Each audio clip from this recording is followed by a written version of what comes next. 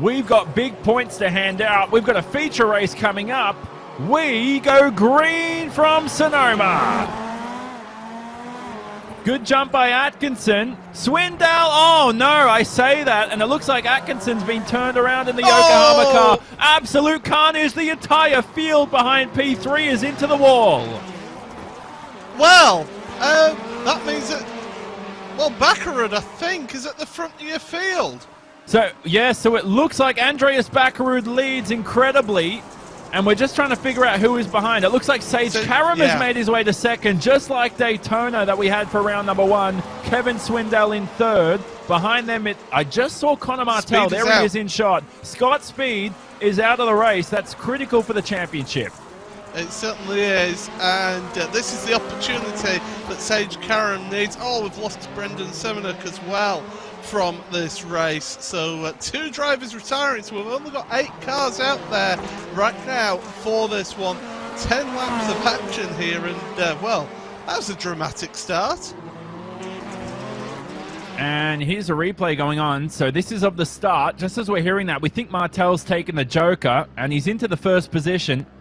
So the start here continues. We'll have a look at that later anyway. So here's the battle for the lead. So it's Martell from Baccarud. Sage Karam's right behind. We're still unsure who's going to win this feature race. Karam makes his way past Baccarud. Slow down for Kevin Swindell in fourth, but a critical pass by Sage Karam, who makes his way up to second. Baccarud doesn't take to the Joker, so he's still got that up his sleeve. But you have to say, at this stage of the race, Paul, Sage Karam looks favourite.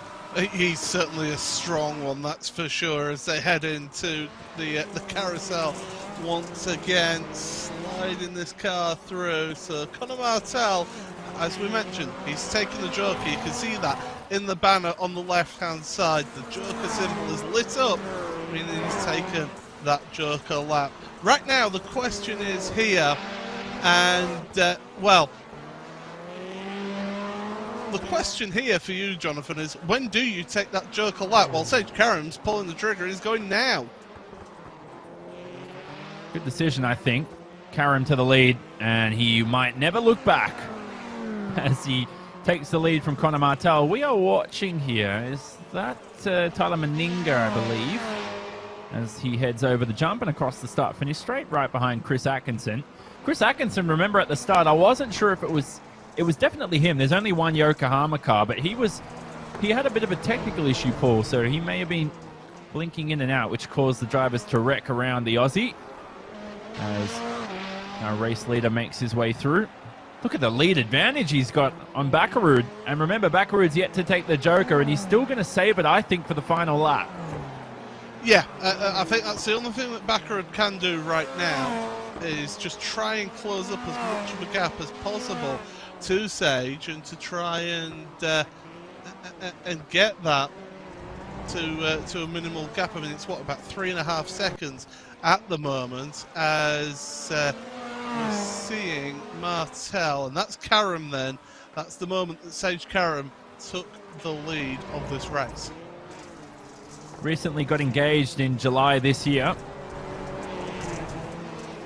And Sage Karam said he never realized how much planning actually goes into a wedding. He's figured that out.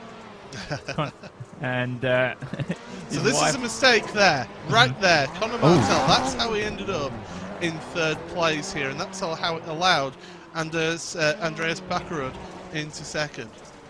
Yep, so that was the replay up on screen there as Conor Martel ends up behind Andreas Bakarud. This would be a brilliant performance from the Norwegian. He's got a string of second and third places. Oh, Sage Karam! Oh, Sage Karam's off! That's Sage Karam in the shot! That's your race leader! He's going to hand the advantage. Well, yeah, he's going to hand the advantage to Andreas Bakarud. The Norwegian's now in the first position. What in the world did we just see? He clipped one of the anti-cut curbs, it spun him around. Oh, he had to be careful of not hitting Andreas, and well, he just could not get that car back straight, so he's down to 4th place in this race. He's no joker lap. Kevin Swindell, who's around! I was about to say, he's yet to take his joker lap here. Well, who's going to end up in these podium positions? I'm looking at live timing and scoring, and Conor Martel, and the pictures don't deceive me. He's ready to potentially take a win, but remember, Bakarud's got the joker lap up his sleeve. I would take it this time by, but he continues onwards and to the jump and across the drag strip yet another time. There's only a few laps remaining here, so it's Martel second. Sage Karam is about, I would say, 3-4 seconds behind at the moment, and in the third position. And if anything goes wrong between Bakarud and Martel, he's ready to reclaim first, but that is a fatal error for Sage Karam, and his chances are dashed. But this also goes to show why those anti-cut curbs are in place there. Bakarud seems to be a little bit slow there. He had to take 2 attempts at going through to get onto the bowling alley, and Conor Martel is right there. We know that Bakarud's yet to take his joker lap. Bakarud just, is he playing with him? Or is he really this slow? Just remember, Bakarud does race in Europe a lot. And here's Martel going for the lead. This is not good for the Norwegian. I think he's got damage. Well, look at this S2S snake driving. Bakarud tries to find his way past. But remember, Bakarud's used to taking the joker normally on the final lap. That's what you normally do from the lead, as he's got to slow down here. So for Bakarud, what that means is, as we see another driver off here in the back of the pack, but for Bakarud, that's critical. We think he's going to take the joker this time by. Here's a replay. So that's Atkinson and Meninga. Bakarud in the background to the joker. He's going to reclaim the lead ahead of Conor Martel. Here it is up on screen. And they're going to be alongside each other here with a couple laps to go. Martel tries to make the bump and run work, but into the carousel, it's Bakarud into P1. And this is the final lap as well, so they've crossed the line to start the final lap. And I think Bakarud is just going to have enough. Martel throwing it to the inside, trying to make it work. Not going to quite happen. Try the cutback. Look at this. He's got the inside contact. Contact between the two. Bakarud's been sent into the wall. And the stewards will certainly be looking at that. But it looks like Conor Martel is going to take victory unofficially at least. Sage Karam's right behind in second. Bakarud falls down to third with barely a Subaru there across the line. What an absolute scrap to win this race. That was indeed the final lap. Checkered flag comes out officially with the rest of your field behind.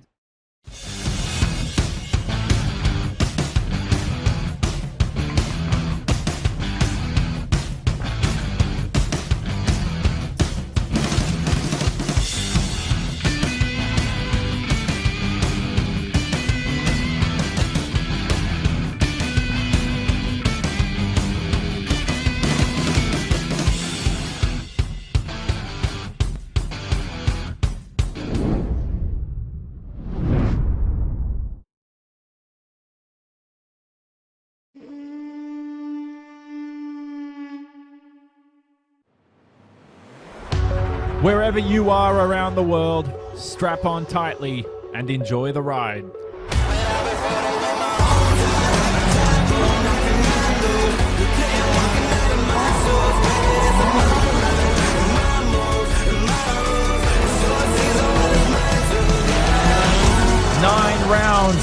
wheel-to-wheel action. 28 drivers.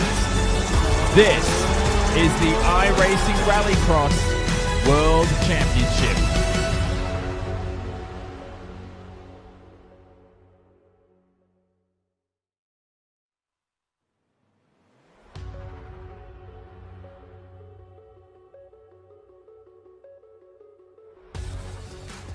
Every week, we've enjoyed our All-Stars going at it. Boy, has it been good to watch. It's all going to continue again today from a racetrack some of our All-Stars have battled at in the world of motorsport and in Rallycross action as we welcome you to Lucas Oil Raceway. It's located just a 10 minutes drive from the Brickyard at 16th Street, Indianapolis. It hosts the 6th round of the 2020 iRacing Rallycross All-Star Invitational presented by Yokohama. All coverage today is on the iRacing Esports Network. From Jonathan Simon, I've returned in the commentary booth. I'm alongside Paul Smith. You get to see our handsome faces, at least I like to think handsome, Paul, for the first time. Yeah, it's great to be along here, and hello everybody. I hope you all enjoy this show. I'm looking forward to this because these All-Star Invitationals, they're always a lot of fun to watch and to commentate on. So I'm really G'd up. I'm really looking forward to this. Yeah, we've got big names from Andreas Backerud in the world of the FIA World Rallycross. You've also got Scott Speed, who has won 4 American Rallycross titles himself. 3 of them were in GRC. He clean swept this event back in 2017. It was the only time we visited this circuit in Red Bull GRC. He won every heat, the semi-final and the feature en route to his 3rd championship in a row. And it's time to look at the track for you. It's an interesting one here from Lucas Oil. It's 1.27 kilometers in length, so 0.7 miles depending on your units of choice. It's anti-clockwise, 6 corners around the circuit that we said that hosted Red Bull GRC back in 2017. But Paul, look at the Joker Delta time. That is very interesting. Only 0.2 of a second, the shortest we've had in our entire season. Yeah, you don't really gain much of a time advantage around here. It's more about the line into turn 1, but one of the problems with that turn 1 is the fact that it really narrows down into there. So you go from being on the oval, and it all acts as a pinch point into there. So these drivers are going to have a bit of an issue at the start of the race, making it through there unscathed.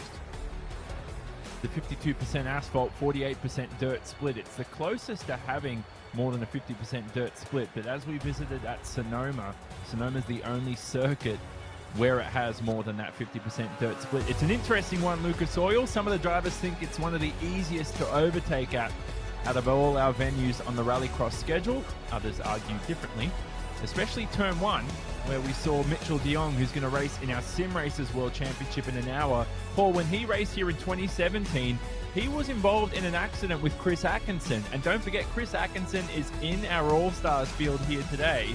Yeah. Patrick Sandell went up the inside, clouted into the side of Atkinson. De Jong had nowhere to go, and that's a typical accident we have here at turn 1 at Lucas Oil. Yeah, it certainly is something. As you can see the qualifying times up on the left-hand side of your screen there. But really, these drivers, they really do have to look at how they can try and get a good line in through that turn 1. But yeah, can have issues around here, not just at turn 1 though, on the dirt section as well is a really challenging part of the circuit as well. So yeah, these drivers, some of them know it better than others. A couple of them are commenting in the actual driver chat as well about how a couple of them are not liking time around here. Tim Stevens fared very well around here when he raced in the Subaru All-Star Invitational. That was earlier in the year. He's qualified 6th. Should be a good starting spot for him. Great performance by Backerud in qualifying. But Scott Speed wins our Yokohama Pole Award. Now he will officially claim the Yokohama Pole Award for the season. Nobody else can beat him. Only Connor Martel for round number 4 at Hell Lunkenbanen in Norway. He was the only driver to beat Scott Speed. And now Scott Speed's got 5 of them to his name. And there he is. He's going to start from the front here from Lucas Oil alongside Martel, the only other pole sitter. We welcome back Ron Capps and Lane Vakela. Ron Capps was out at a charity event last week, and that was a karting event actually at Sonoma, while we raced at Sonoma, and he's back here today. Lane Vakela was racing in the Legends Worlds Finals at Atlanta. He was alongside Garrett Lowe, who's going to race in our Sim Racers Championship. And we welcome back Mikey Lawrence, who's going to make yet another appearance here in the All-Star Invitational. So the format for today, we're going to have 3 heats, a Marwin Sports LCQ, and we are going to have a feature race later on, ready to kick off action yet again here from Lucas Oil Raceway. Oh, Vakela went nowhere in that Ford Fiesta off the line. Scott Speed screamed away in first in the Subaru Motorsports USA car, and seems to be a pretty clean start here. You could take the Joker the first time you pass by. It's on the left-hand side. Nobody opts for it this time round, and heading into turn 1, this is where all the carnage ensues. Bit of contact down the back of the pack for Mikey Lawrence, but he remains it and keeps it clean here as they head into the middle sector. Oh, you can see, oh, contact lane for Vakela getting into the side there. And Michael Lawrence, only Vakela getting caught out by that. But look at this now, the sweeping right-hander here. Important to slide it in there to then pull the handbrake, get yourself around the hairpin back onto the oval here. Tricky track this. The car always wants to push around the oval here, but end of lap 1, Scott Speed, Conor Martel showing their pace here. And Mikey Lawrence to the Joker. So is Scott Speed too. He gets that out of the way. We talked about it, a 0.2 of a second Joker delta time. It's a shortcut, so that's how much time you gain from cutting to the inside, and Scott Speed's got that out of the way. Now the graphic on the left-hand side of the screen, if you're new to Rallycross, that will update at the end of the lap. And this section, if you remember, for those GRC fans who watched this circuit back in 2017 in motorsport, where Scott Speed dominated so well, it was very wet there on the inside, which is what caused a lot of issues for many drivers. But Paul Smith, Scott Speed has been very precise when he drives. He's one of the most skilled racers out there in the world. He never made a mistake on the day, and I don't expect him to make one here. Yeah, and you just saw an indication of when you take that Joker lap, it really compromises your entry into that turn 1 there, onto the dirt. So Conor Martel nearly getting into the back of Scott Speed there, but you can, we've seen the speed that he has, no pun intended, in this car around these Rallycross venues here on iRacing. But we saw Mikey Lawrence then, he's gained a position actually in this race ahead of Ron Capps now, so changes positions further down, but the top 2 are the ones who do qualify. Yep, they advance to the feature. And Scott Speed makes it through pretty cleanly here. So Scott Speed will advance along with Conor Martel. Now remember, Paul, it's an inverted top 10 for the feature. So Scott Speed will have to start from last. And it's been a bit of a lottery for him, hasn't it? Yeah, it certainly has. And those starts have been very intense in these All-Star Invitationals. Some better than others. As I'm sure I get flashbacks to earlier on in the season. But yeah, Michael Lawrence, look at that. Nice handbrake slide through there around the hairpin into the oval section. You could take different lines through here, and he's decided to take that wider line in and try and cut down towards the end of that for a late apex. But we're on the final lap already. Yeah, 12 degrees of banking through the corners at Lucas Oil Raceway. How good are these camera shots? This is exactly what we had in the real world when we raced here in 2017. Shocking that it's just so similar. And here's where the track was so worn out. Brings back memories of that brilliant season until Red Bull GRC unfortunately went defunct over the years. Speed is going to win. He's going to head over to the feature along with Martel. And Paul, not that we despise our All-Stars, but it's good to see a clean heat, because this track is very, I mean, drivers love overtaking around here, but it can cause chaos. It certainly can. We did have a little bit of contact at the start of the race with Lane Vakela, but everybody else behaving themselves and doing a good job. But there's your results. And Scott Speed, Conor Martel Mikey Lawrence, Ron Capps and Lane Michaela out there. And now we've got the grid for the second race here then. As you can see, Sage Karam, pole position. Tyler Meninga, middle of the front row along with Kevin Swindell. And then Bilko Williams and Michael Leach on the second row of the grid here. Yeah, good to see Bilko Williams back, the 35-year-old. The Australian looking to join Chris Atkinson, his fellow Aussie, potentially on the podium later today. Remember, Karam won this event, won an event in the All-Star Invitational for round one. Should have won at Sonoma last week, if not for that slowdown penalty, which cost him. And then he was oh so close in the final couple of laps until Conor Martel and Backerud collided. And that helped Conor Martel to victory. Race control let that one go. Felt it was a bit 50-50. Bit of hip and shoulder, never hurt anybody. But they'll be back here at Lucas Oil, ready to make amends for it. Lights illuminate for the second heat.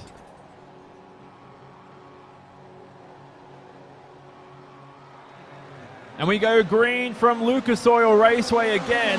Michael Leach with an awesome getaway. Look at the multitude of lines here. Everybody's trying high to low to the middle. But it's going to be Karam who screams away in the lead.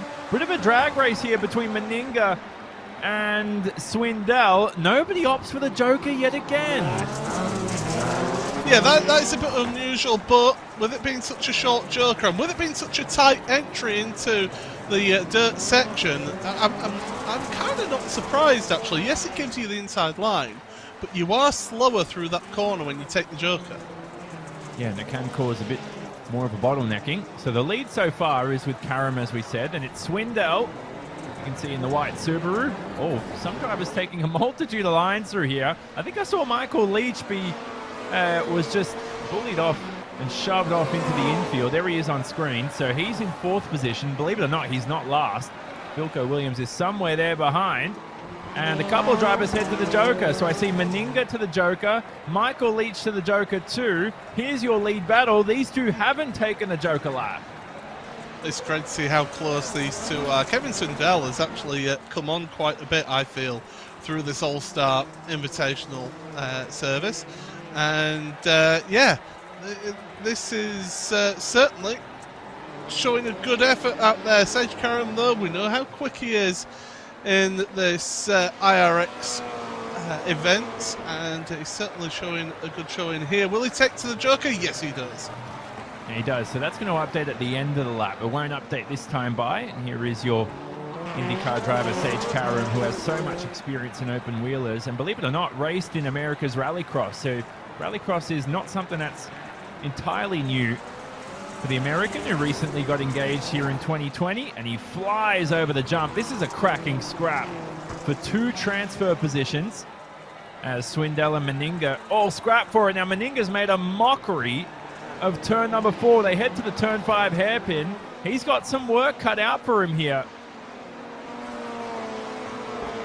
So go through and across the line. So you see the graphics will light up on the left-hand side. There you go, Sage Karam. Oh, into the wall, Meninga. That's not going to help you as you head on to the dirt section, but it didn't seem to affect him that much. Yeah, we're right on board with Swindell. I'm surprised he didn't damage the steering or the toe link, or the steering arm, I should say. Here's this brilliant turn number 4. Entirely dirt. This will wear out. This is how accurate this simulator is. It will wear out over the course of the event, which will mean it will almost take off the dust and turn into complete tarmac. And it looks like as these drivers begin the final lap, I think Meninga's made a mockery of Swindell takes to the Joker. He's made a mockery of the final corner. Swindell finally takes to it. It seems as if these drivers are losing time through the Joker, Paul. It really is reliant on practice and driver skill. Yeah. Oh, Meninga hits the tyre stack on the inside of that corner. That ruins any chance of getting a progression. But yeah, definitely these drivers certainly pushing on, but it's good to see that Karam and Swindell will get the progression, but the rest will go through to your Moen Sports LCQs. And still an opportunity to make the feature. It might actually be better for Meninga there that he finished third, because he'll have the inverted top 10 if he makes it through from your Marwin Sports LCQ. So Karam will start from the back along with Scott Speed, exactly as it was in Sonoma. Swindell joins him right up ahead of him here. It's a 3x2 by 3x2 grid for the feature. Bilko Williams ended up ahead of Michael Leach, so more issues for the Lonebro Motorsports Ford Fiesta of Leach, as his teammate Steve Arpin will be in this next heat. He'll start from the second row. On the front row, it's Backaroo, though. On the inside and from pole position, Tim Stevens, editor at Roadshow and CNET, will start from the middle. Chris Atkinson, who raced here in Red Bull GRC out in the real world, will start on the outside. And don't forget Mario Bonfanti Jr., who will start from the back. He's improving week to week, is Mario Bonfanti Jr. Chris Atkinson finished 8th here back in 2017. Didn't have the best of events, considering there were only, I think, a 10-car field there, Paul. Doesn't sound as good when I put it that way. These drivers, they certainly, as I said with the results from the second heat there, Kevin Swindell, we've seen how he's progressed, and we're seeing quite a few of these drivers just seeing things just improve and get better as they're going along through this Pro Series. So, yeah, these drivers certainly are showing themselves well out there. Yeah, so we've got a bit of a grid hold between this next heat, so we've got a bit of time to pass here. Andreas been entirely invested in the simulator, but I will say this, he is very quick, and I'm looking forward to seeing his performance here today. You reckon he can win a feature for once? It's tough to knock off Scott Speed or Sage Karam. Yeah, those two do have an advantage, and really they've got that experience in the sim over some of the others. But Andreas Baccarud, I mentioned it previously, I have raced against him here on the iRacing service in the Rallycross series. So, and you beat him. And I beat him, yeah. He crashed out, but I beat him. So there you go. Counts. I wasn't faster than him, that's for sure. But it goes to show that he is somebody who does use the service, and he really has got a good handle of the car. So it'll be interesting to see how he goes in these next few races.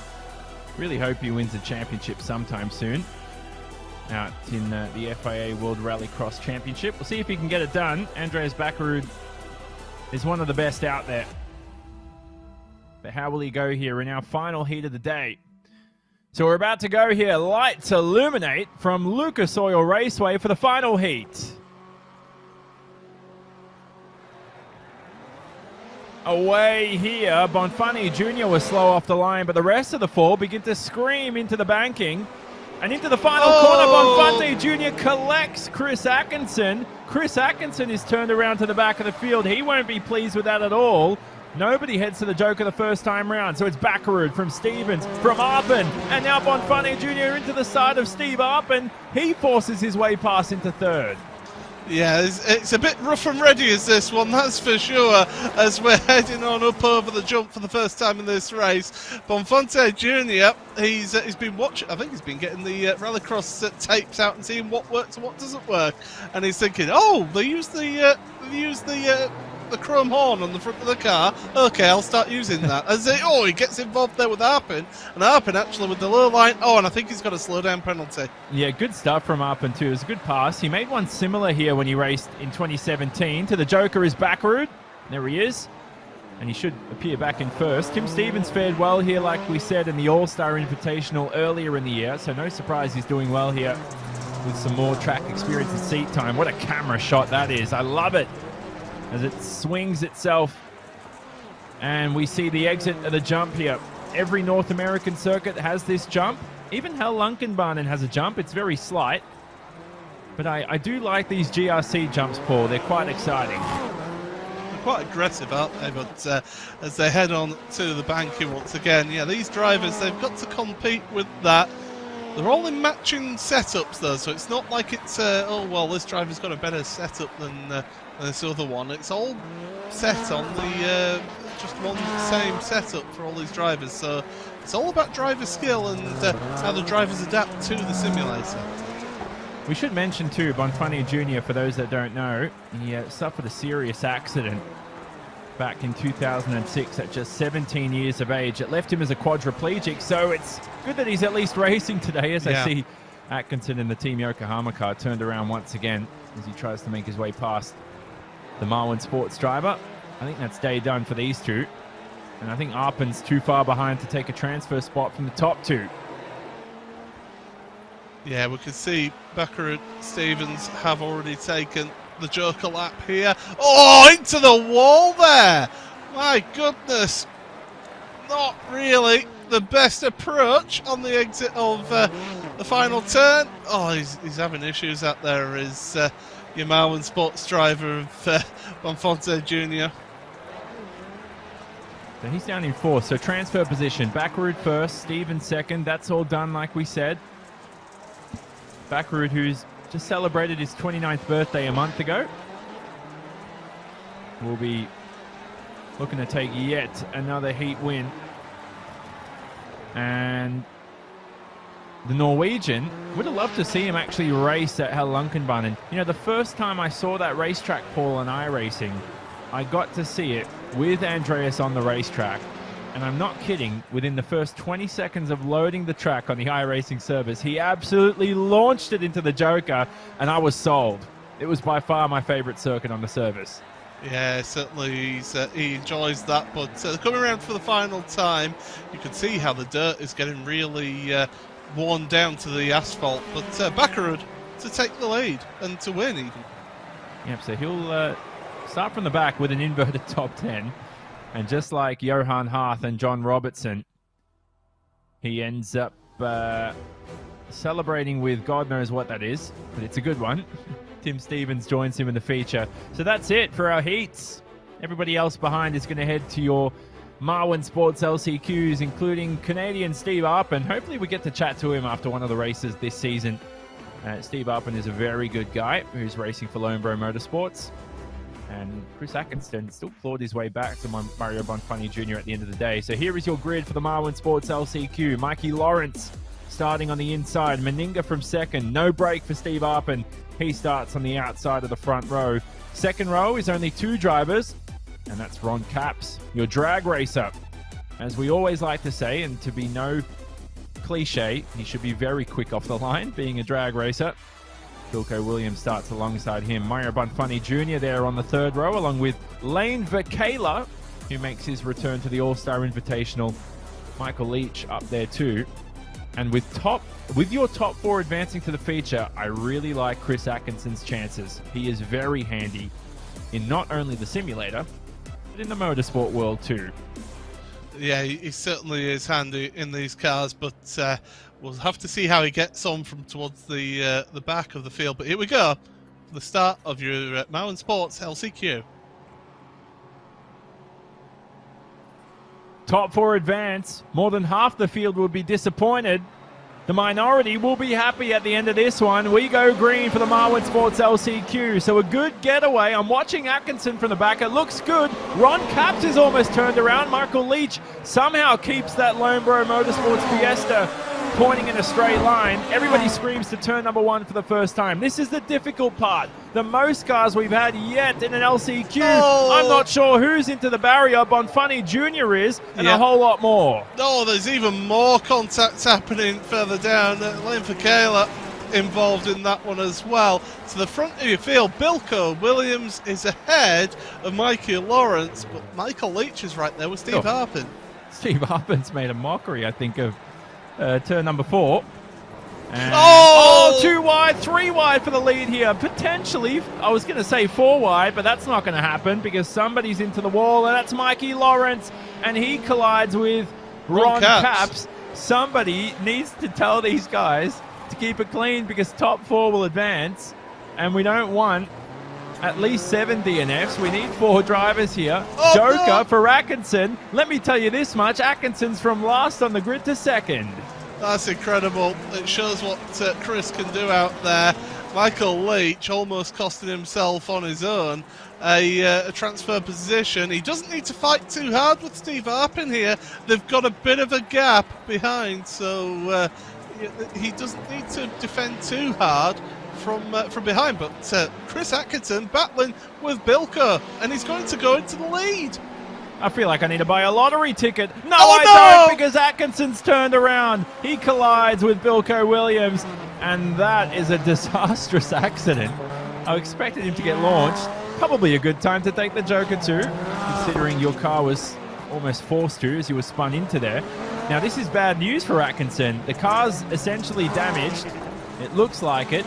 These three in front of him include Arpin, Meninga, and Leach. Atkinson's fallen outside your transfer positions.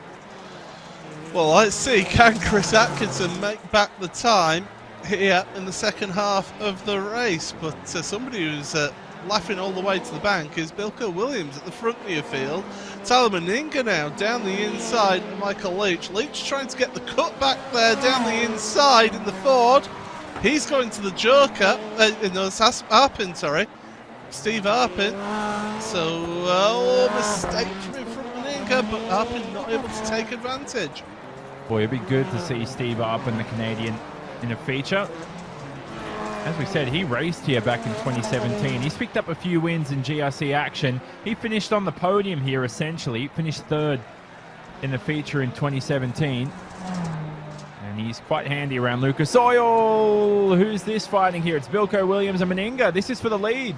So the two Team Yokohama drivers in the Advanced Subaru had a collision. One of them remains in first. And Williams is going to go to... I thought he was going to go for the Joker, but he's already taken it. So that graphic just updated there as he crossed the line. Arpin's also taken it. So everybody in the field's taken it. Yeah, that was his own mistake there from Williams. He pulled the handbrake too hard, and he goes around, but he's not out of this one yet as they go over the jump. There's no point squabbling here because they're both going to transfer. That battle for P4 is what's important. We think Michael Leach has got the position. Oh, but he's turned around. So Meninga's been turned around. Luckily, the car's pointing back in a straight line. I don't know what to make of this. I don't know what to make of this. At the end of the day, we're good. Well, they've made it across the line. We've got some qualifiers for the feature race, that's for sure. But yeah, that was a bit hectic, was that one.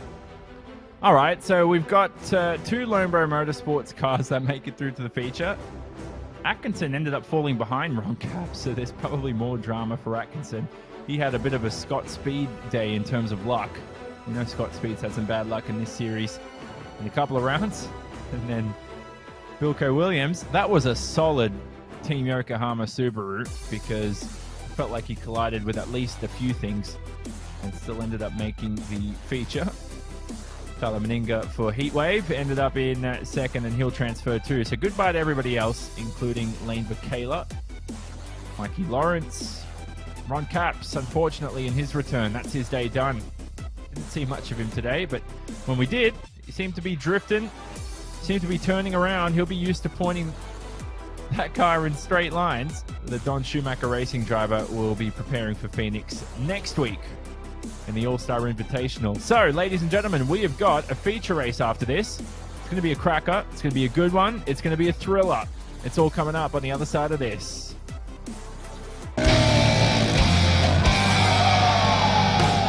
Maryland Wrecking Crew, huge lead. We don't know how to do the runs. We don't know how to do the trees. What? This is enduro cross. This is BS.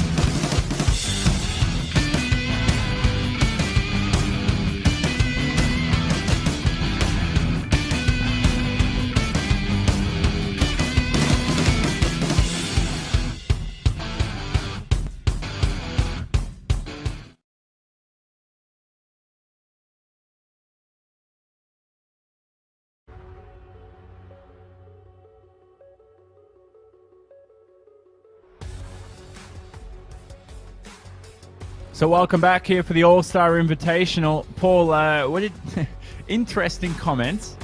What did you make of that? Well, a race occurred. I don't know what type of race we could call that, but it was a race, and we've got a result from it. So that's the main thing. So we've got drivers just warming up, ready for the feature race. But hopefully the feature will be a bit better than that, because that wasn't exactly what we wanted to see there. But people were desperate to get into that feature. Yeah, certainly were. We've got a few good drivers here starting from the back of the pack. So I'm looking at the grid. Scott Speed starting from 10th. Sage Karam alongside him. Andreas Backerud as well right in front of them. What's the key here at Lucas Oil? Is it pure luck? Is it being patient? A bit of both, really, isn't it? It's mainly luck going into turn 1, especially if you're starting near the back of the grid. But patience will be key here. You can make overtakes around this track.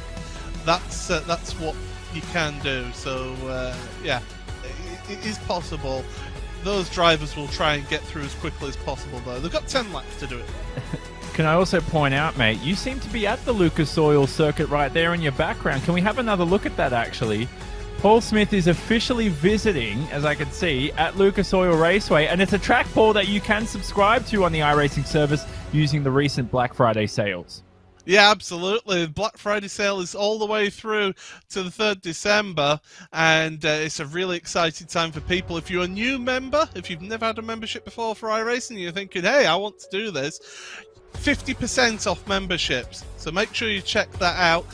If you are an existing member, or if you had your membership lapse, you get 25% off of renewals. So do check that out. For more details, it's iRacing.com/Black Friday sale. All the information and details are there. So do check it out. It's a great offer. And who knows, we might see you out there on track. You'll certainly see me out on track. I'm looking forward to it. You're pretty handy, aren't you, Paul, when it comes to Rallycross? You did beat Andreas Backerud. Well, I did beat him, but again, I was multiple seconds slower than him per lap. He's very, very quick. I think he'd be quite handy if he puts in some more seat time. He'd be more handy in the, or very handy in the Sim Racers Championship. Scott Speed actually qualified for that and received a wildcard entry back in 2018. Qualified here 5th on the grid. His engineer, Graham Quinn, was 8th on the grid. You talk back to the 2nd ever event of the Rallycross World Championship on iRacing. Those sim racers will be back after we finish, and they will be ready to go with 3 rounds remaining for their World Championship charge. $10,000 for the winner there. It's all going to come on the other side of our feature race here today for the All-Star Invitational. And we're going to look at your grid to see who is where, but who's going to finish where. It's not where you start, it's where you finish. But here's the grid. It's an all Lonebro Motorsports front row. I say that, it's actually 3 on the front row. Tyler Meninga is on the outside. They'll be followed by Bilko Williams and Tim Stevens on the 2nd row. Good to see 2 Lonebro Motorsports cars in the feature, which is good. Michael Leach is improving as the season goes by. Kevin Swindell, he's been on the podium before in the All-Star Invitational. He starts on the 3rd row.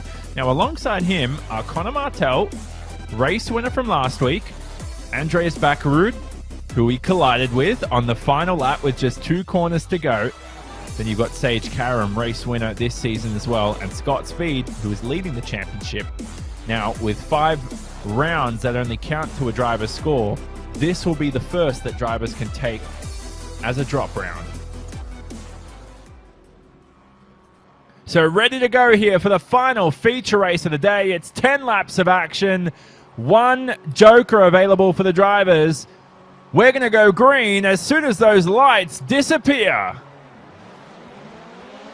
Brilliant jump from your Fiestas. Meninga on the outside just about loses it. Keeps it together, but it costs him some vital time. Backerud with a poor getaway down the back of the pack as well. Scott Speed dives to the inside. They're 4 wide down the back of the pack, but it's Arpin who leads into turn 1.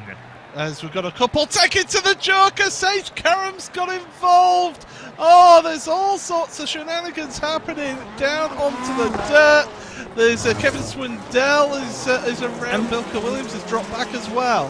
Look at this. Scott Speed's made his way into 4th. He's either super lucky or super unlucky at the starts. He'll take this one today so far, but there's still 9 of these laps remaining. Up ahead of him is Meninga, who's having some connection issues. That will throw him off. Bakkerud forces his way up the inside. They're almost 3 wide on the exit. And Andreas here, the Norwegian, is looking to make a move on your 4-time Rallycross champ.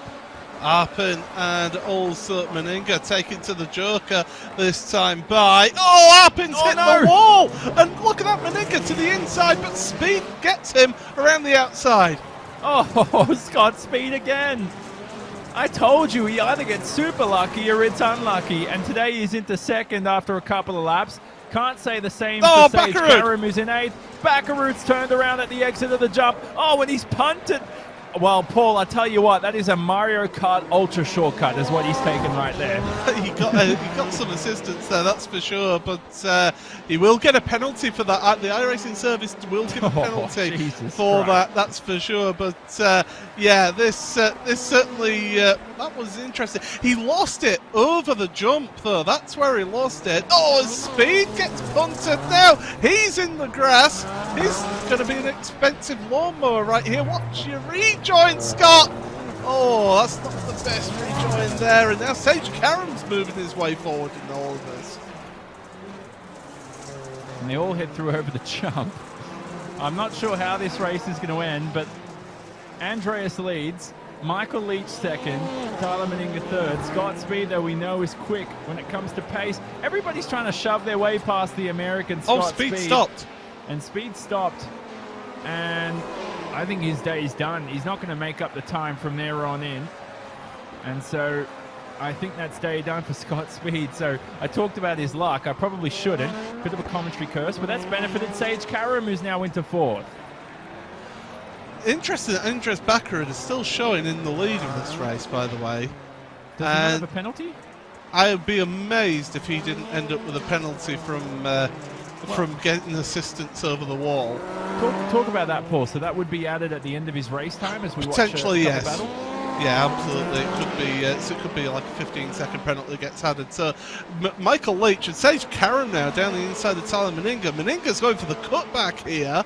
They've all taken the Joker here. Down the inside. Sage. Oh, and well, Meninga's trying to take advantage of that. Down the inside, and he's cost himself some time and positions here. Oh, that's a bit not the greatest there. That's where Stelian Chepolevsky was shoved off the racetrack last year, like he was just discarded rubbish. He's nowhere near discarded rubbish. One of the best rallycross racers we have on the service. Not racing this year, but hopefully he's back, the Bulgarian, in future years. So that's Michael Leach right behind Sage Karam. It would be a dream podium for Michael Leach. We think at the moment it's going to be Sage Karam for the victory. This is the issue sometimes with iRacing. We watch some more squabbles go on, Paul, but we're not going to know if he's got a penalty to the end of the race until he crosses the line. Well, we'll have to wait and see how that all works out for us. But that's Swindell in that battle then with Meninga and Bilko Williams into the back of Swindell. I was about to say how well Swindell was going out there, and then that happens. Yeah, I didn't even curse him without even saying anything. We're having our own little battle here, Paul, in terms of who's cursing who. Commentary cursing, that is. We're keeping it G-rated in the booth. There is Michael Leach being swept up by Connor Martel, who's very handy, not only in the Sim World, but in the Rallycross World too. He was the 2018 ARX 2 champion, which was the feeder series into ARX. Oh, and he's just almost shoved out of the way. Luckily, four-wheel drive, all-wheel drive, helps him keep that car pointing straight. Connor Martel won't take too kindly to that either, so he's taken back in front of him. You can see how that dirt is wearing away. And oh, bang! Getting to the side of Michael Leach. That was Tim Stevens. He just went bash right into the side of the Fiesta. Well, Sage Karam's nearly caught your leader right here. Okay, so we won't have to rely on the penalty to call a winner, hopefully. Bakkerud, we know last week, remember, this is a carbon copy where he had to defend the lead. He's going nowhere. Karam has swept him up like there's no tomorrow. He's gobbled him up. And he takes the lead officially. And now don't believe the totem pole. That's Meninga who's retired the car. So that will update. There we go. So they passed him in the garages. Sage Karam officially the leader and is looking towards his second race victory of the season. Well, he's still got a while to go yet here. 2 more laps, and we've seen how easy it is to make mistakes in this event, but Baccaroon, back end flying out there on the dirt, up over the jump they go, and well, Karam now just sliding it through. Look at that car control there. Little pull of the handbrake to get him around the hairpin, back on the power. It's great to see. So a couple laps to go. Sage Karam, who races for Coanda Simsport, he represents what is arguably one of the best teams. Well, I don't think that's an argument. I think it's definitely one of the best sim racing teams in the world. Has a mammoth lockup with the rears as he heads through to the 90-degree section for the first time on towards the jump. This is usually the pit exit at Lucas Oil Raceway. The joker here in the real world, they used to have to, the drivers actually have to cut towards a wide box. It was much slower, bit speedy here in the sim racing world, which is why the delta is only 0.2 of a second. But that's it. Second win of the season for Sage Karam. He's going to cross the line event. Oh, well, I think he crosses the line. That's one way to win a race. Sage Karam whacks it into the wall. He's not going to have a car for next week, we don't think. He's going to win, though, from Lucas Oil Raceway. And I got, well, I'll tell you what, the hairs on my arms stood up as he crossed the line. I will say that I think these drivers are glad that they don't have to pay for the damage of these cars in the simulation here, because there's quite a lot of damaged automobiles out there. Well, there you go. So here are the final race results. It's another Dreyer and Reinbold 1-2. 2 weeks in a row for that. Connor Martell ended up coming home in second. Not sure what was going on in Swindell's mind. And he'll end up in 8th, does Kevin Swindell. Good start from Sage Karam, who has been a champion in Indy Lights. He's won championships in USF 2000 in the past. Raced in Rallycross 2. Raced in the ARX 2 in 2019. Missed a lot of races, but ended up winning some too. And ended up 6th in the championship there. Michael Leach on the podium. That's a dream. What a goal by him. He's kicked a big field goal there. And Lonebro Motorsports will be happy with that. It's their first podium of the season, not only in All-Stars, but in the Sim Racer Series 2. They're going to run 2 cars for the second time later today, as Luke Krause was officially signed to their second sim racing seat alongside Garrett Lowe. And Tim Stevens, how about that? Yet again from Lucas Oil, he fares very well and ends up in 4th. Bilko Williams rounds out the top 5. And Steve Arpin, at the end of the day, 6th in the feature. That's his best result of the season.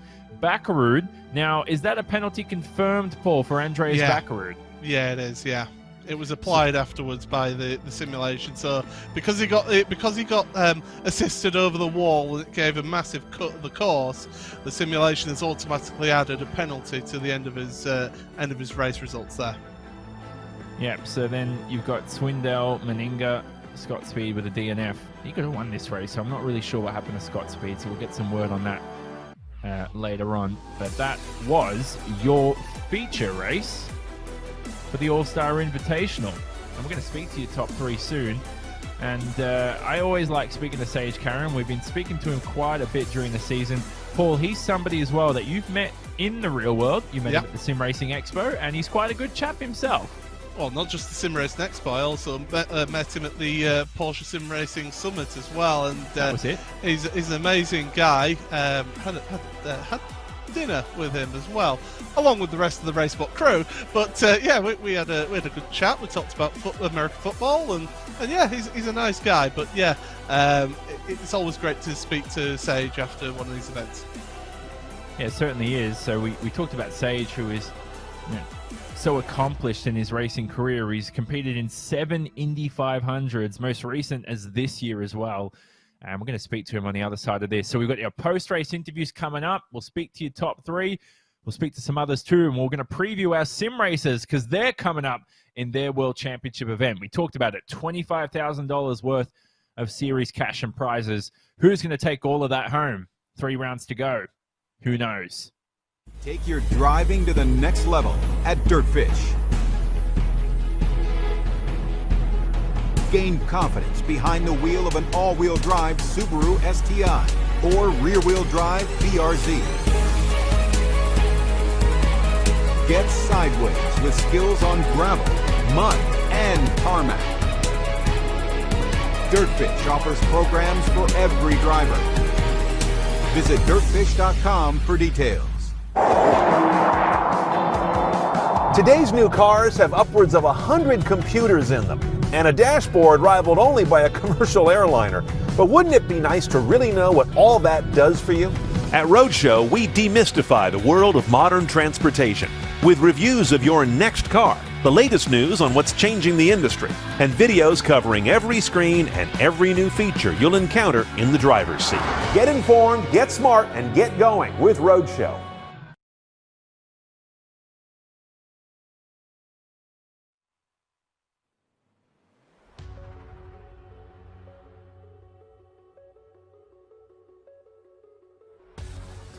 Well, how about that? 2 weeks in a row, we've got a Dreyer and Reinbold racing 1-2 yet again, as Connor Martell brought home the other Subaru in the second position. But we're going to speak to your race winner, and his name was Sage Karam. He's won a USF 2000 championship. He's got an Indy Lights championship. He's competed in so many Indy 500s, and people forget too, Sage, you've also competed in ARX too back in 2019. Yeah, I did. You know, that was a lot of fun. I did like 5 or 6 races, and I got a win in that, and I think the rest of the results were second, so I was happy to at least just get 1 win. Yeah, I think you missed almost half the season, I think, at that stage. So obviously you got commitments with IndyCar and some other events as well. Ever going to make it back to the Rallycross World? Potentially even the European side of it if you're interested. I hope so. It was a lot of fun. I never did any racing like that in my life, let alone, driving on dirt. So like figuring that out was definitely hard. And once I got that figured out, I remember the one weekend at Mid-Ohio, it just started raining. So I finally figured out dirt. Now I had to figure out mud, and that was a whole different animal. But it was a lot of fun, man. It was like, 110% every single lap. Just the weekends felt nonstop. Like it was just, you're always driving and always racing. It felt like it was really cool. So let's talk about your race today. This is your second race win of the season, along with Daytona, with probably the world's best start anyone's ever seen in the world of sim racing. But with drop rounds now, because only the top 5 events for the season count, we think you can make a charge for Scott Speed for the championship. Yeah, I hope so. I missed one of the races. I had a commitment I had to do, and missed one. So I don't know how many drops we get or whatever, but I'll keep showing up, keep doing my best, and Daytona, we had that incredible start, and then today I just had the worst start, and apologies to Kevin. I went down low, and it got all bunched up, and I wasn't used to braking down there, and kind of got into the side of him, but rally racing, it can work either way. So sometimes you get through it all, sometimes you don't, and yeah, it was my fault. Yeah, we saw what happened across the finish line. I wasn't sure what to make of it there. We were surprised you actually won the race. I got a bit concerned. I was trying to call you as the winner, and I'm like, wait, is he actually going to win the race? I wasn't sure. Yeah, he was definitely mad, and I think he was waiting to, show me he was a little bit upset. And it's good you don't have to pay the damage bill for these things, because that was, I reckon across the line, an extra 50 grand. Yeah, no, I think Dennis Reinbold is happy that he's watching these things virtually instead of actually being at the track. And talk about that finally. Last thing with Dreyer and Reinbold, what's the future looking like with them for you? We'll see. Obviously, this year's just been weird. I was gonna do some more rally races this year, and then when everything just kind of happened and no series this year, it kind of stunk. So I really wanted to get out there again. So I think time will tell and see, what comes up, what series, we'll be able to go in and races maybe. And, they definitely have shown interest in wanting me to continue to do that and everything. But I'd really love to try a supercar at some point. They just seem like a blast. And, but for now, I'll do it and drive whatever I can and have fun with it. Well, I'll tell you what, you're very handy with them on the sim. So I think if that's the case, give Sage a real run in the real thing, and let's see how he goes. We'll leave you to it again, Sage, but congratulations once again. A second win. Probably see you for more of these interviews, I reckon, for the rest of the season. 2 rounds to go. I hope so. That was Sage Karam, who's appeared in 7 Indy 500s. We've also got Connor Martell, his teammate, who is next up in our post-race interviews. Now, Connor, you came home second today. First of all, Connor, we got you. I'm not sure if you're actually there. We just want to confirm. Yes, I am here. Okay, we got you. That's good. I've had some miseries in the past where I've asked long, convoluted questions and the guy's not there.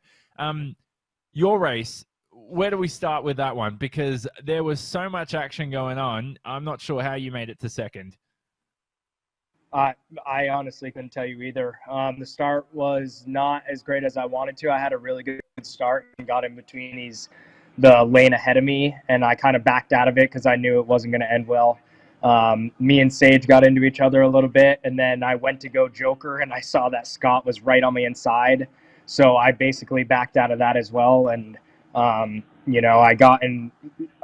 Bilko and Backard got into each other, and then Backard spun me in the dirt section. It was all over the place. So I honestly have no idea how I got on the podium either. It was kind of just like last lap. I was like, wait, I only see like 2 cars in front of me. So yeah, it was, couldn't ask for much better. Yeah. Can I also ask as well, your nickname is the Hammer. Can we ask how you got that nickname? I think, my dad kind of started it, and then Bucky Lasik really took control of it when he was doing the ARX stuff.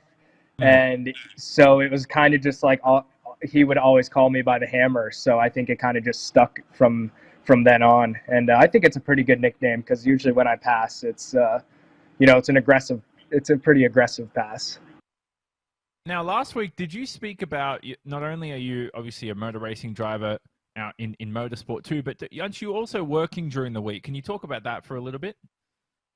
Yeah, so I work at the Subaru Motorsports USA shop in Milton, Vermont, and I'm a fabricator. So, I help weld the cars together and, do the machining and the lathing. And,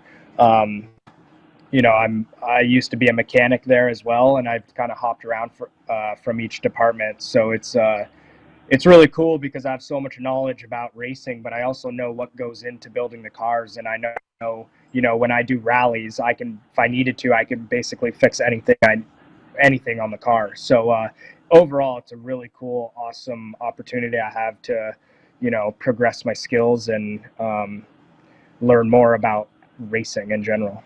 Does that help you when it comes to, let's say, car setup or anything or that kind of stuff when you're on a race weekend? Yeah, absolutely. I'm always having conversations with our engineers here at Subaru, so I get to pick their brain, as much as I want, and they definitely have helped me out quite a bit with my racing career, and everyone's really supportive of me. So it's really awesome to be able to be at Vermont Sports Car and be a part of the Subaru Motorsports USA team. All right, we'll leave you to it, Connor, but congrats again, mate. Not a race win this week, but at least it's another Dreyer and Reinbold 1-2 position switch this week round. But he's making a good championship charge as Connor Martell himself. And we're going to leave the 23-year-old alone. We're going to head to our young guns in a second because our sim races are coming up on the other side of this. We've got $25,000 of series cash and prizes to pay out. The championship can't be wrapped up today, but it can certainly make a charge for one of these drivers. Will it be John Robertson, Johan Harth, Mitchell de Jong? Will somebody else spring a surprise and potentially win the title? Will it be one of your set drivers? We'll find out next. Don't leave us. The big guns are coming up.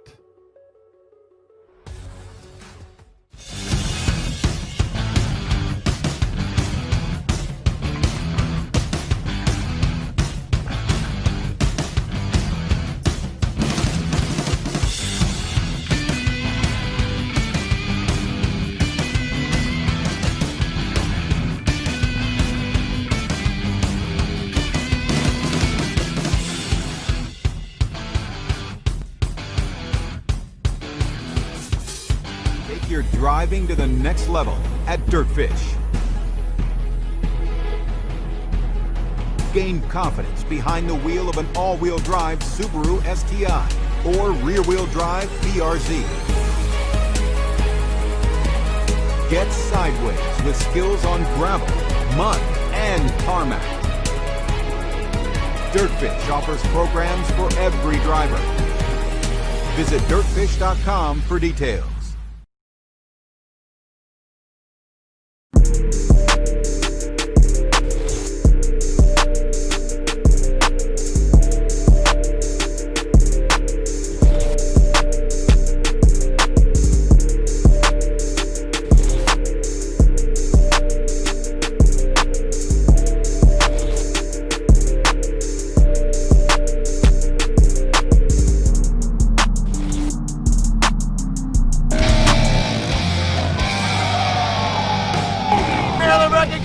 Huge lead.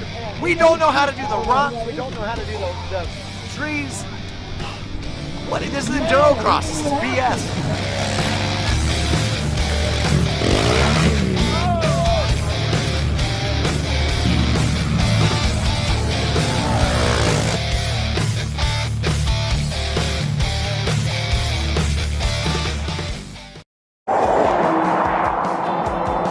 Today's new cars have upwards of 100 computers in them, and a dashboard rivaled only by a commercial airliner.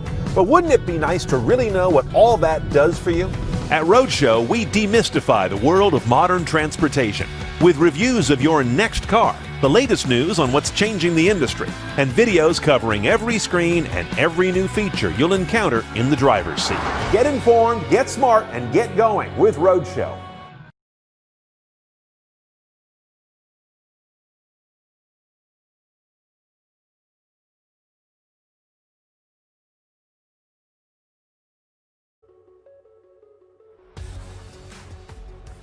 We're in the closing third of the season, and to a venue that sparked all the surprises and drama over the years, the ending to 2020 will be far from dull. And here we are at Lucas Oil Raceway. It's located just a 10-minute drive from the Brickyard. That's 16th Street, Indianapolis, and it hosts the 7th round of the 2020 iRacing Rallycross World Championship presented by Yokohama. All coverage today is on the iRacing Esports Network. From Jonathan Simon, I say welcome. Paul Smith is alongside me. You get to see our faces for the first time in this broadcast. We're going to have some of the drivers as well on board throughout the broadcast. Paul, good to see you. Yeah, it's great to be here, and this is the main event. This is where the World Championship drivers are now going to be duking it out, and who knows who will come out on top. It's been an unpredictable season so far. Yeah, it certainly had. We had no repeat race winner going into the round, heading into Sonoma last week. Johan Hart became our first repeat winner, but the championship charge still continues. It could be either of them two, Paul, the Team Yokohama drivers, or Mitchell de Jong potentially in the Subaru. Yeah, de Jong, he's a former champion, of course, in 2018. He's somebody who knows what it takes to be a champion in this series. So, yeah, Mitchell, he's got a great opportunity out there. And here is the schedule that we've had all season. So we head to Lucas Oil today for our closing third of the campaign. 9 rounds of action. That first round was just a preseason exhibition race. There is the Frenchman who ended up taking the first repeat victory. We also had a first repeat pole sitter too. Who knows what it's going to be at the end of Lucas Oil later today. Track info up on screen. It's a 1.27 kilometer circuit here from Lucas Oil, 0.79 miles, an anti-clockwise layout, 6 corners, and it's a circuit that hosted Red Bull GRC action in 2017 for its one and only event on the series schedule. It's a 52% asphalt, 48% dirt split. The Joker Delta time here is a 0.2 of a second shortcut, Paul. That's the interesting point coming into today, albeit actually, ironically, a not so interesting point. Yeah, we were seeing in the All-Star event how taking the shortcut was actually, drivers were taking it a bit tentative into there and were actually losing a bit of time. But it gives you that tighter entry onto the dirt. So, yeah, it is a bit of a tricky one, is the entry onto that dirt from the Joker lap there. Yeah, it certainly is. So here are the prizes that the drivers are fighting for. John Robertson, the 18-year-old, could be $10,000 richer. Or will it be his teammate? Or will it be Mitchell de Jong, who's looking to reclaim this championship that he won in the inaugural season in 2018? And I also mentioned that the Yokohama Pole Award won't need to be split 9 ways. They're actually making a trophy that will be sent to your best driver. Tommy Horman just took 2 poles in a row. Could be taking 3 in a row today from Lucas Oil. Depends on his time in qualifying coming up. But Tommy Horman is someone who is our first repeat pole sitter. And here's the points format. We talked about hat tricks where you take qualifying pole, heat win, and feature win. That's a hat trick. And it hasn't happened last round at Sonoma. We had a streak going since round 2. It doesn't continue heading into the next round. But these points are critical. Now, despite Tommy Horman, Paul, he did miss the heat, which cost him for the rest of the event. He had technical issues, which caused him troubles, but he still claimed a good 6 points from qualifying. He certainly did, and that counted towards him in the championship standings, which I'm sure we'll see momentarily. There you go, John Robertson at the top of the standings, ahead of Johan Hart with Mitchell de Jong. Then a bit of a gap back to Tommy there. It was crucial that he did get those points in qualifying, so that was helpful for him. With Joni Olakainen as well, did a good job last time out in 5th place. You can see in the red numbers, the top 10, they automatically qualify for next year's championship. And, well, also Tuskinen is just 3 points outside of that top 10. Still plenty to fight for all the way down your field. Yeah, it certainly is. So this is very important going into these closing few rounds.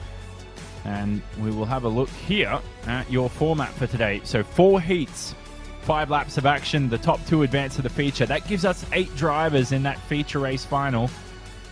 The rest of them head to your Marwin Sports last chance qualifiers, your LCQs, your consolation races, whatever floats your boat. And we're going to take the winner from 2 of those events that make up the 10-car grid. And then we look at your keys to victory for today. Now, this is the interesting part, Paul. This was a racetrack that we used in the real world in Red Bull GRC. It's been replicated here on the iRacing service.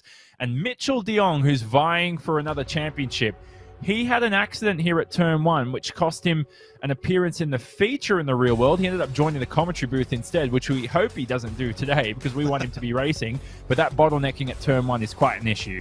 It is, and it really is. It really does narrow down from the oval there. So we've got to be careful at the opening of the race. Pole position isn't that critical, but there are plenty of overtaking opportunities around this track. So expect plenty of action out there here today.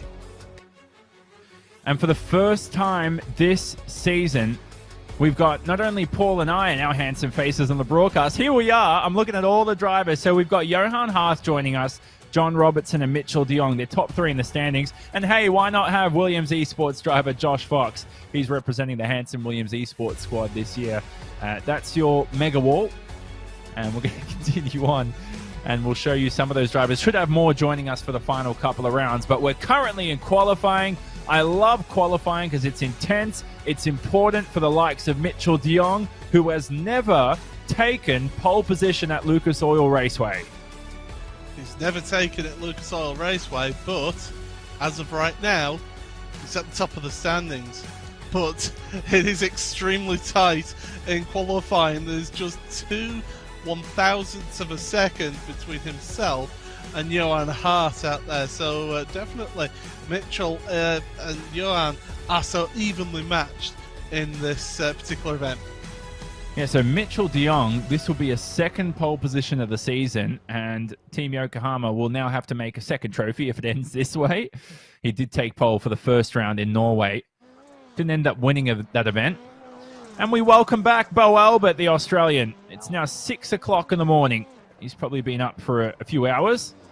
He returns after a race suspension, along with his teammate Vicente Salas and the other Oberto Volkswagen for Andretti Autosport. He had a race ban too, along with Tommy Mäkinen for Chad Reed 22 Motorsports. A lot of penalties coming up. Jonathan Payet will be missing today. He's got a race suspension for exceeding penalty points that you achieve on your license in Rallycross. But the issue is, Paul, for Vicente Salas and Bo Albert, they will have time penalties coming up for their heats later today. Yeah, so they're not really going to be concerned about qualifying for the heats. It's all about trying to get themselves a good, well, as good as they possibly can, qualification for the Moen Sports LCQs. That's going to be the key to their races today.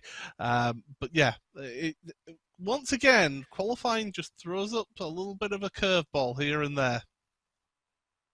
Yep, so John Robertson, you can see highlighted. He's our championship leader. That's where you can identify him throughout the event. Be on his dashboard too. He's led the championship since round 2 of the campaign. But his teammate, Johan Harth, Shem Marchand, the mean dog, is coming back to try and beat him and reclaim that championship lead. Sim racing is a team sport, so they'll be happy for each other. Let's see how we go, though. This is your grid for the first heat of the day. So Mitchell de Jong claims the Yokohama pole award. Tommy Horman will start alongside him, who, despite having pole last week, will still join the first heat. Hopefully no technical issues for him. Otto Taskinen around the outside. Hopefully he makes a move and potentially sparks up an interesting scrap between the top 3. Otto Taskinen, who won here last year at Lucas Oil for round number 4 when he represented Positive Sim Racing. You've got Adria Perez starting behind them alongside Spanish university student and Burton Kligerman esports driver Marcos Matamoros. An all-Spanish second row, followed by Matt Busa, who replaced your 2019 champion, and Henrik Krogstad, your 2020 RX2 champion, will start from 7th, and he took that championship in the FIA World Rallycross Series.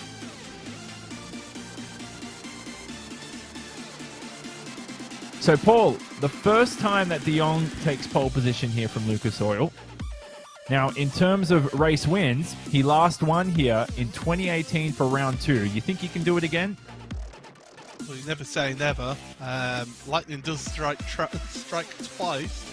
That's for sure. But yeah, it's going to be tricky. It's just how close the times were in qualifying are making me think that Mitchell and Johan and the rest, they really are going to be tightly packed. I mean, Josh Fox has done a fantastic job as well. He's going to be starting at the front of the third heat. So yeah, there's plenty of competition out there. We're getting all set for the first of your heat races. They're going to come thick and fast now, everybody.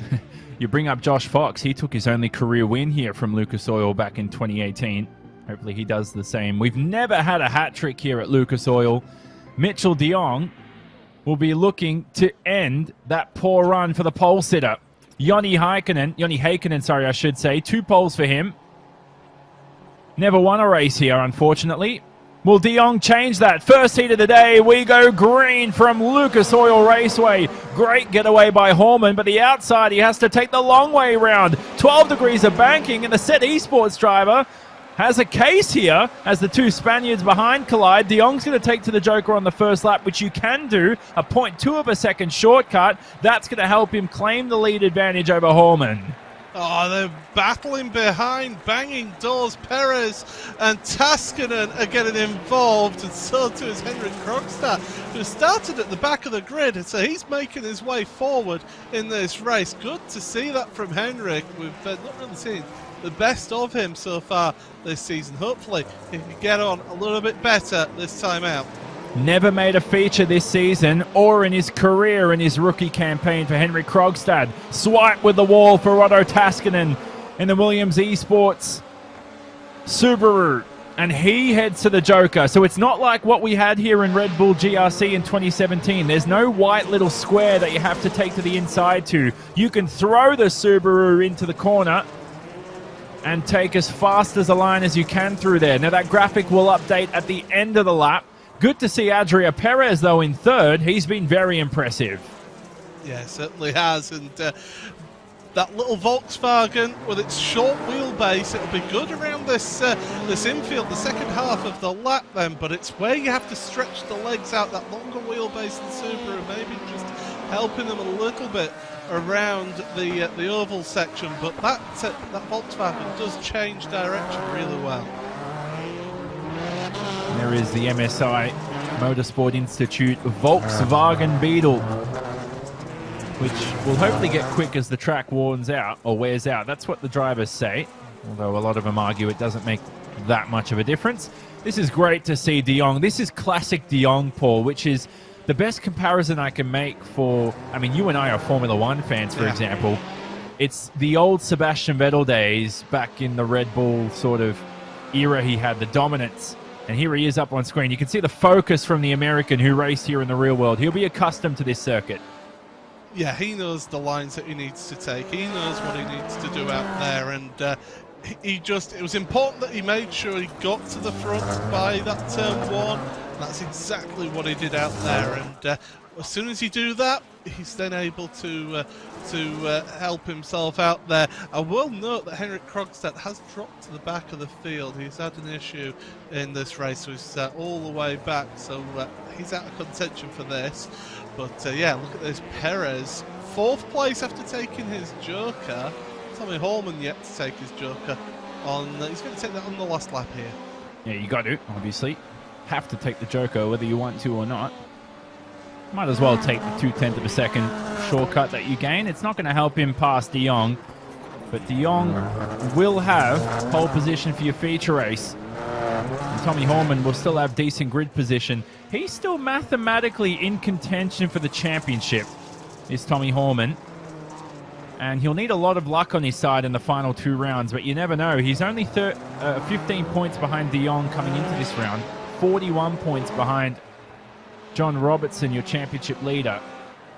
So the Finn, despite some bad luck this season, despite some false starts over in Norway, could still claim the championship. Mitchell de Jong wins. Good stuff from the American. We saw him probably got a lot of energy from that Red Bull fridge he's got in the background. And he'll head through, as we said. Now, it's still good grid position, Paul, for the rest of the drivers behind. Taskinen in 3rd, Perez in 4th. Yeah, certainly a good positions then for Taskinen and for Perez. Matamoros and Buser and Krogstad, they've got their work cut out there. But we're all set for the second of these heat races. And look at that, Johan Hart on pole position there. Can he win a second successive race? He won last week at Sonoma, and he's got to claim this championship ahead of his teammate John Robertson. 13 points the deficit to make up. Bobby Zelensky down the back of the pack, still top 10 in the standings. It feels like he's had such bad luck this season. You wouldn't expect him in the top 20, but he's actually been a lot better than you think. And down on the other page is Alexei Heikkinen. His brother scored 2 pole positions here in iRacing Rallycross World Championship action. Will he spring a surprise from last on the grid? Good to see Lou Krause in that number 3 Lonebro Motorsports Ford Fiesta. It's the second race appearance for the Canadian.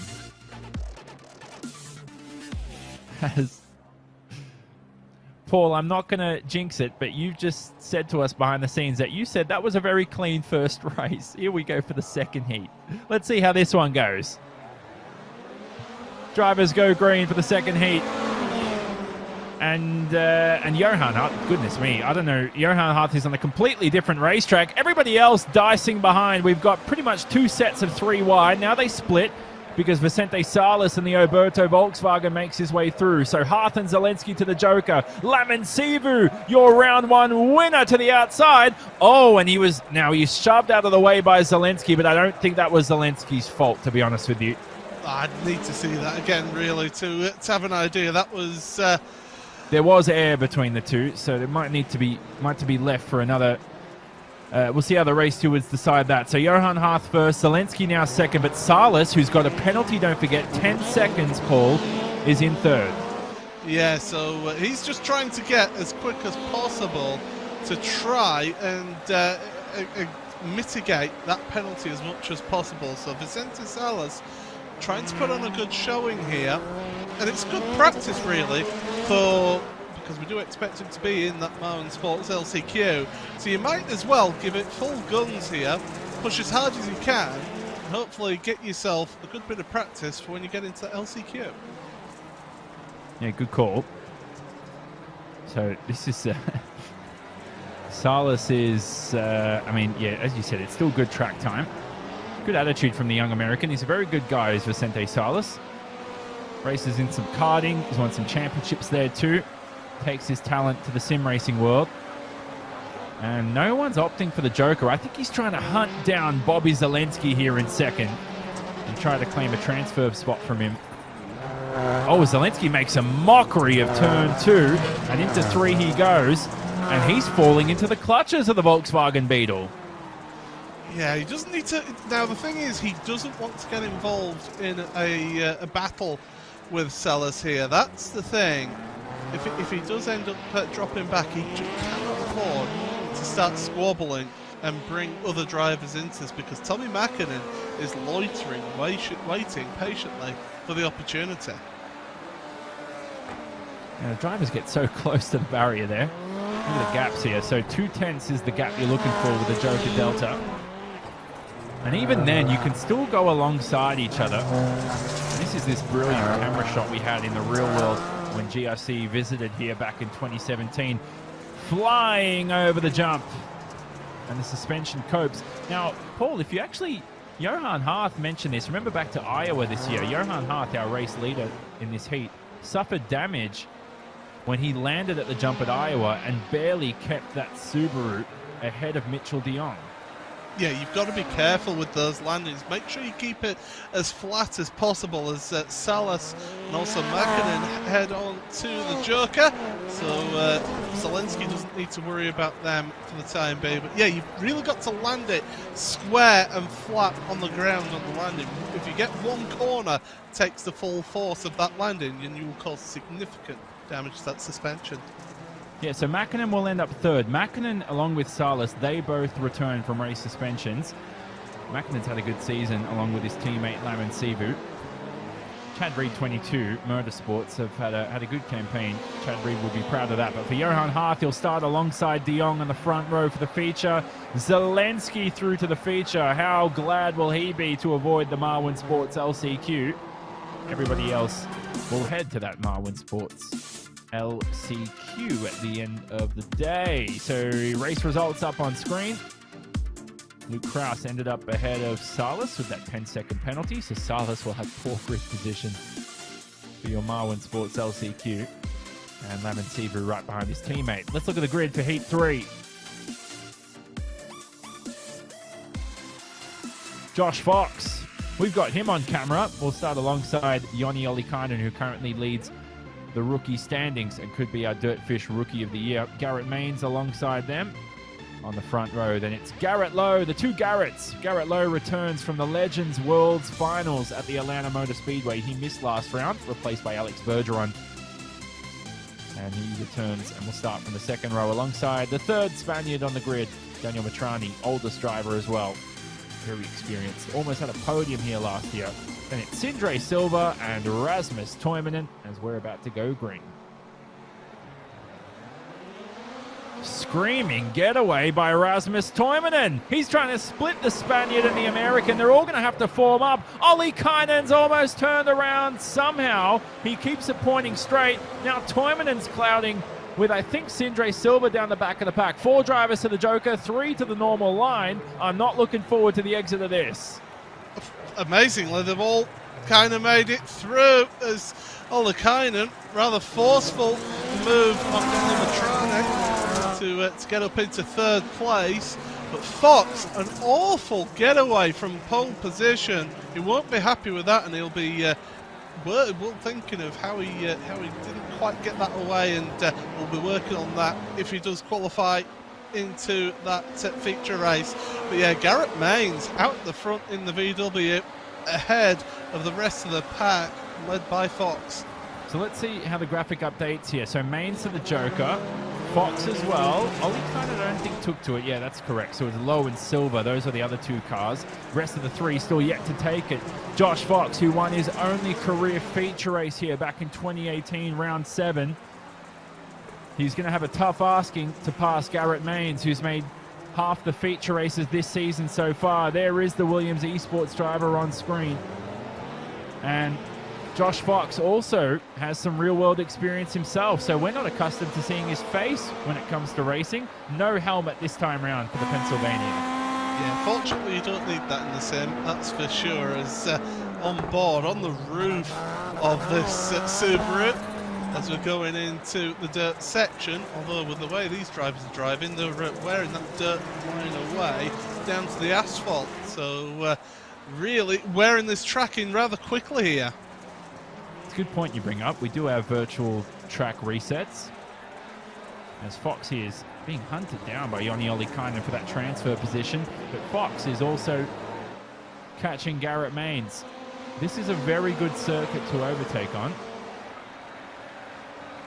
By the way, have you ever seen someone sim race with a helmet on? I'm sure there's somebody out there that does it for the immersion, but I wouldn't not. advise it. I hope there isn't someone out there who does it. No, Tyler Maxon, I was going to say, Tyler Maxon, our producer, said he's done it. I'll throw him under the bus. Here's Ollikainen, though. You spoke about it. Still got a joker up his sleeve. Yeah, that's exactly the point I was going to make. He's got the joker, he's got the inside as well. He's got the nose to the inside, but that's the outside now for the hairpin. Trying to get the cut back. It's not quite worked. But if he's within that 2/10 when he takes the joker this time by, then he's maybe got a chance of getting ahead of Fox. Here we go. The gap just looks too slim. Although he's going to launch it into the joker. We saw this last year between Trogan and Heikkinen in the Set Esports cars. This time he's going to have to form up. Still got a couple of overtaking opportunities left. He's trying to push as hard as he can. He's trying to use that worn-up line, which is almost worn down to tarmac at this stage of the heat. And there's an overtaking spot for Ollikainen into turn 5. I think he's just way too far back. You got to think race stewards. You got to think penalties. You can't just send it in like that. Maines and Fox to the joker. Ollikainen to your Marwin Sports LCQs. Didn't think I'd say that much this season. Yeah, that's again, Ollikainen, yeah, just missing out on that. But Maines and Fox, great performance by those two at the top. Yeah, Ollikainen's only been to 2 Marwin Sports LCQs. He won one of them, and we know what happened in round number 1. Could have won that one had it not been for a collision with the man that won this heat, Garrett Maines, for Dreyer and Reinbold Racing. So the Volkswagen Beetle makes it through. Time to look at your final heat grid of the day. And the 2 Robertson brothers racing just rooms apart, and they're alongside each other on the grid here. It's almost as if it's quite a very accurate simulation. They'll be probably right next to each other as Connor Parisi joins them on the outside in the US Air Force Subaru. Kilian Del Olmo had his go at NASCAR sim racing during the week. Went on the ovals, and the Frenchman trying to expand his sim racing experience with Bobby Sant Jr., who replaces. So Bobby Sant Jr. will make another appearance this round, and we'll start from the second row. Bo Albert with a penalty to his name. He'll have a 5 seconds added to his final race time.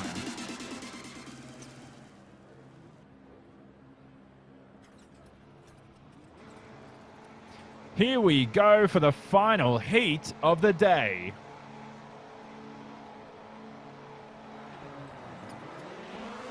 So we go green from Lucas Oil Raceway. Important for John Robertson to get a good getaway. His brother's alongside him, and Jake Robertson, his brother, makes contact with Parisi. That's what you see in the real world too. It's so realistic. 4 drivers head to the joker. Bo Albert 2, Parisi. I see Kilian Del Olmo.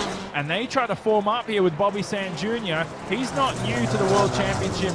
He raced here last year, replacing Cabot Bigham this round. Clouting the wall seemed like it was Connor Parisi. He's down to the back of the pack from the front row.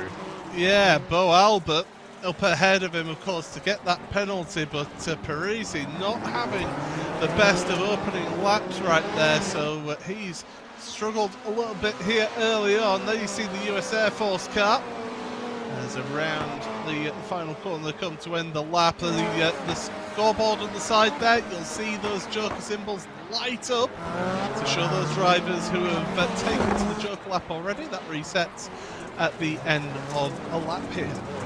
So with 3 drivers in the front row, this will be a second row start for the heat winner in this heat. How about that from Frenchman Del Olmo, who's trying to make a pass on Jake Robertson for a transfer position. Jake Robinson's been very impressive, Paul. He's the youngest driver in the field. It seemed like he locked up there, didn't it? Yeah. But he looks like he could follow in the footsteps of his brother sometime soon in the next few years. Yeah, he's got a few years development yet still to go. He's really got the opportunity and the skill. It's just all about that consistency, all about keeping in trouble. And that's something that Jake will be working on as they go on through the dirt section. But yeah, Delomo putting all sorts of pressure, and it's really challenging Jake in front of him. And this has got to be personal for Killian Delomo because he's only made one feature race all season, potentially another overtaking opportunity. And we're going to keep track of this one because this is critical. Jake Robertson's at least helping his brother out, so he's doing something for the family. Probably won't have to cook dinner later today, and if he already doesn't do so. And right behind them, we see a couple of jokers just in the back of shot there. So it's a nice scrap. Bo Albert with the 5-second penalty with Bobby Sant Jr. and Parisi, all for good grid position in your Marwin Sports LCQ. You see how the front nose dips there, Paul? So that was Delomo actually tapping the brake to get the car lowered over the jump. Hit the inside wall there, did Delomo. That's cost him about half a second, maybe a second there. Big mistake to make around that corner. It's so difficult around there with the walls being so close to the side of the track. And that allows Jake Robertson just to relax just that little bit. Yeah, so Delomo's definitely pushing the Frenchman. We're in the US. It's an oval circuit is Lucas Oil, a short one, 7/8 mile oval. Had some NASCAR experience, like we said, during the week. Just trying to expand his sim racing repertoire. Is that a French word, that, Paul? I'm not sure. Repertoire? It sounds French, but... It sounds French, doesn't it? But John Robertson, what a performance from the front to the checkered flag. Yeah, you got the red banner on the windshield. That is to identify that he's the championship leader. But he's not been as quick over the past few rounds to win this championship. He's falling behind. That gap is being dwindled down by his teammate, by De Jong, by many others. But he and his brother head through to your feature race. 2.5 years difference between them. And 1.9 seconds at the end of the day. The other Red Carpenter racing car, Parisi, what a poor heat for him. And Bo Albert, now there we go. The penalty applies there live. Those will be your official results because we've got to go official for your Marwood Sports LCQ. Bo Albert at least doesn't finish last. Bobby Sant Jr. had issues in that heat and will end up last. So let's look at the grid for your first of two last chance qualifiers. Otto Taskinen on pole, who won here last year, who is the oldest winner in the series at 25 years of age. Ollie Kynan alongside him on the front row. Adria Perez, the Spaniard, in third. He's got some good pace, the Spaniard. And then you've got Garrett Lowe, Marcos Matamoros on the second row. 3 Spaniards in your top 6 positions as Daniel Matrani is also here. Cycling through the rest of the order, there are 9 cars in this LCQ. Matt Busa, he replaced your 2019 champion earlier in the season. How about Rasmus Toivonen? Injured his shoulder just a few weeks ago at Spain in Super 1600. Takes his talents to the sim. Be glad there won't be any injuries from any accidents here today. Lights illuminate for the first Marwin Sports LCQ. We go green from Lucas Oil Raceway. Good getaway from Taskinen. The entire field's going for the high line. 12 degrees of banking through the final corner. They'll cross the start-finish line. Who's going to take to the Joker? Ollie Kynan dives to the inside. Only one will advance to the feature. Now, was that Rasmus Toivonen who made a mockery of the entry indecision? And now there's more collisions. This will only help Ollie Kynan in the lead. Oh, Taskinen is the one who got involved there with Garrett Lowe. And that's why, and Taskinen's dropped all the way down to the back of the field. So he's the one who's come out worst of that. There's a car rolling up and over. That's Marcos Matamoros. Oh, no, the Spaniard. He's had no luck to his side. There he is on his roof. The E-Racer GG Beetle, that's his day done. We see 3 wide here at the exit of Turn 5. Somehow Toivonen, I thought he clouded the barrier. That was, I'm not sure if anyone wants to cycle back to that later on, but it did look quite hilarious as Toivonen made some indecision. Krogstad to the Joker. Garrett Lowe up ahead in second. Oh, this is not going to end well. Oh, these drivers are trying to keep it clean. They hit the wall just like De Jong did here in 2017. That ended his race. And more argy-bargy through 4. Now that's not needed at all. Daniel Matrana getting involved then. And I'm sure that the officials will have a look at that after the event. But these drivers, generally, out there today, the racing has been clean. I just think people are getting a little bit too excited out there. I'll tell you what, for the track design and this circuit, this is clean. We've had some bad events here in the past, I'll tell you that much. And Ollie Kynan on 2 wheels through turn 2. And he's going to run away with the transfer position. There's only one available in this Marwin Sports LCQ, so he'll start from the back row along with whoever advances later on. Good to see Garrett Lowe back on the grid, Paul. He raced in the Legends Worlds Finals last week at the Atlanta Motor Speedway. That was in motorsport, not in sim racing. Oh, there he goes.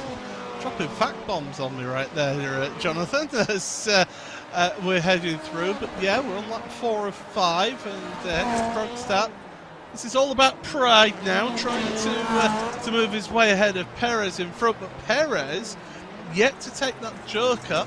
We've seen how with the pros here, they really have been taking advantage of that joker and getting the inside lines. Oh, look at how close Krogstad gets to that wall once again. It's still an important position. You don't know if anything goes wrong for Ollie Kynan, for Garrett Lowe.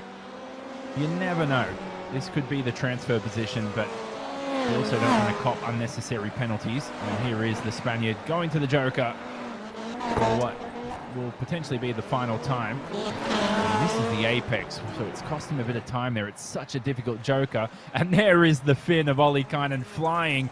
He was the top-ranked rookie coming into this season, and he missed around due to some technical issues, and despite that, he could have been up there for the championship. Who knows? It's been a luck of the draw for a lot of drivers.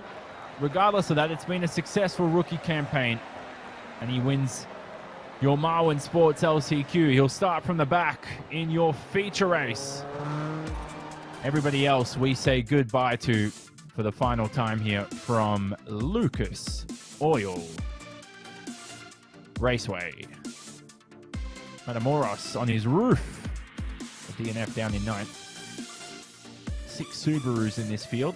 And then we head over to look at the grid for your second of 2 Marwin Sports LCQs. 10 cars in this one. That's a great front row. Very speedy drivers there. From Mäkinen to Lamansivu, the 2 teammates. They'll be dicing for 1 transfer position. Lamansivu, a race winner. Parisi and Heikkinen. Heikkinen, we spoke about his brother scoring 2 pole positions here in World Championship history back in 2018. Bo Albert, after his penalty, will start from 6th.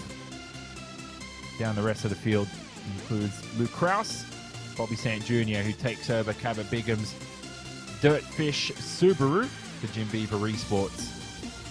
We've got Luke Kraus as well in his second World Championship appearance. Norwegian Sindre Silva will start from the back. Silva, who you can identify with the orange top on that Subaru, recently signed with Fox Gaming. It's an esports team in Norway. Does some Counter-Strike and some other stuff. Be trying to snipe 9 cars ahead of him out of the way, you could say. So we're ready to go for the second of 2 Marwin Sports LCQs. Going nowhere off the line is Bobby Sant Jr. What an awful getaway. This is a great shot to begin the race here. Mäkinen, no. At least he has track position, but Del Olmo to the inside. That's a great jump. I reckon take the joker, mate. He does. The Frenchman with great decision will have to defend from Alari Lamansivu. Lamansivu to second around the outside. He's turned around. That can cause chaos, and we've had the big one for the first time. Yeah, that was a long time coming there, but what that's done is basically given Kylian Delormeau the opportunity to seal his spot in that feature race. So huge errors there. Bobby Sant Jr. has taken a tour back to the garages, so he is done for this one as now they come through. So yeah, big drama early on, and now this is just about being the best of the rest. I will say this, if Kylian Delormeau wins this, he won it on lap 1. You would say? I wouldn't disagree with that, that's for sure. Yeah, he ended up just screaming through the pack there around the outside. What a great getaway. It was all on Mäkinen. He had the track position, but just something went wrong for the Chad Reed 22 Motorsports driver, and both he and his teammate are down the back end of the order with Bobby Sant Jr. and Lemon Seabu now as well falling down the order, so we think there's issues for the Finn, who was our round 1 winner. Very good guy is Alari Lemon Seabu. We'll be back hopefully next week at Phoenix unscathed. Don't think he's pretty clear on penalty points, so that shouldn't be an issue. And here is Del Olmo being hunted down by US Air Force driver Connor Parisi, who just recently ended his service with the US Air Force. Yeah, so great to see him be able to represent his branch of the armed forces. Del Olmo takes quite an exuberant line through that hairpin, Yeah, he does. whereas Parisi likes to keep it nice and tidy through there, I've noticed. So different styles there, and in fact Del Olmo, he was being caught on that last lap. Well, this lap, I do believe he has gone even quicker. Yes, he's pulled out that gap back at the front of the field. And Del Olmo is the youngest of 3 brothers, and they're all very quick in rallycross machinery on the sim. And if you remember back to round 1, we were missing Del Olmo from the grid in one of the heats, and he actually missed it because he was racing in another Esport World Championship, and so he had to pick, okay, whichever grid goes first, I'm going to have to race in that one, and it ended up colliding with his iRacing, sim racing commitments, and so he was a bit shattered about that. But anyway, back here again, and should take the transfer position as we head into the final lap of the race. Is that Heikkinen on screen? It is. That's one way to take the anti-cut strips. Final lap, Paul. Yeah, go on. Not been a good day for Salas or Boel, but having to cut those penalties served their time, and unfortunately for them, getting involved in all that snarl up at the start of the race. But Del Olmo, what a performance here, and as you say, won it on lap 1. And that mean mug will head through to the feature. He's ready to go, focused. And Killian heads through to your feature. We'll start alongside Olli Kainen, alongside his teammate. This is the Team GRX portion of the Set Promotion team. Set Promotion and UC Pinamaki running 4 cars this year, as they teamed up with Bronholm RX, who also race in the FIA World Rallycross Championship. There are the results on screen. We're going to head towards a warm-up session. There's going to be a virtual track reset for our drivers, just like we would have in the real world. They'll get topped up with some dirt. The driver's going to head out there and try and wear up this track a little bit. So we're going to preview your feature race and a whole lot more, because it's a big one coming up. Remember, there's a championship on the line here for some of our drivers. It's all coming up on the other side of this. Don't leave us.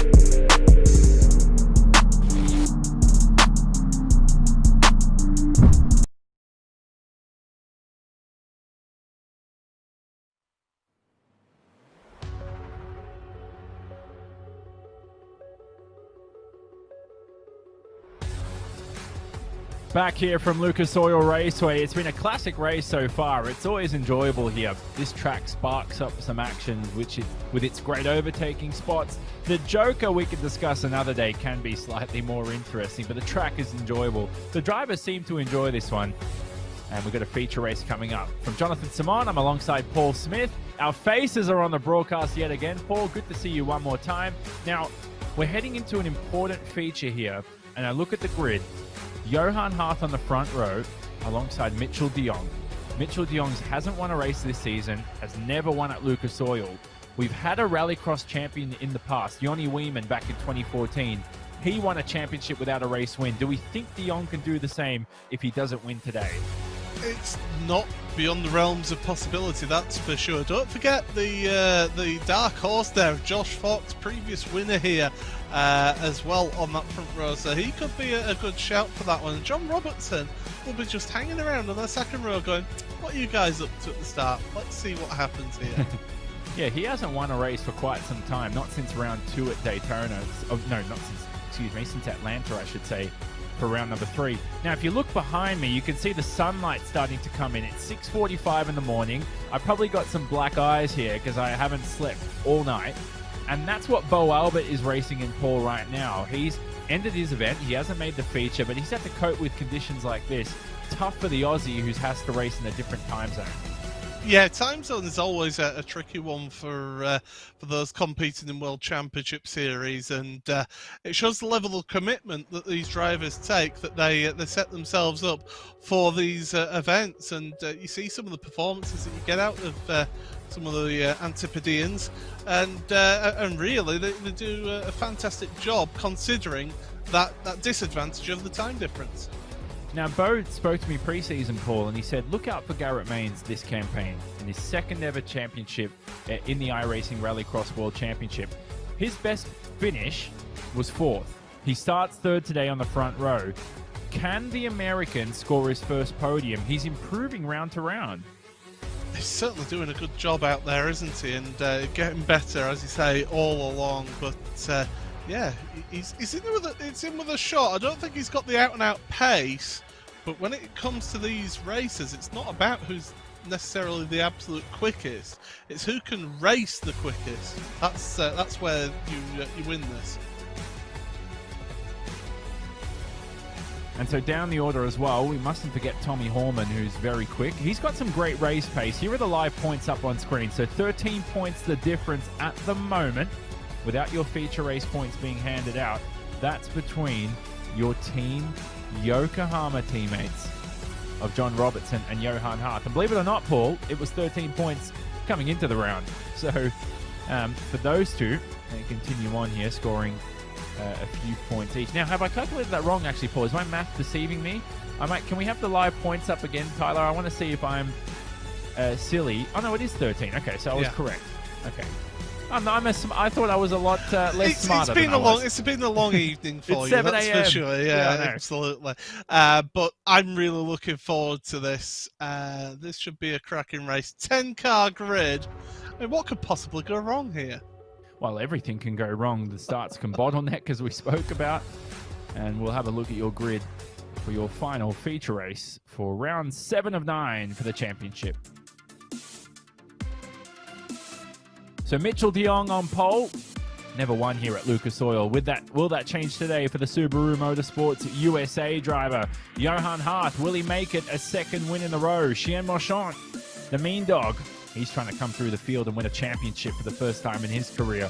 Garrett Maines for Dreyer and Reinbold Racing starts alongside them on the front row. Then you've got John Robertson, championship leader, the other Team Yokohama driver in the Advanced Subaru, alongside the Set Esports Subaru of Tommy Horman.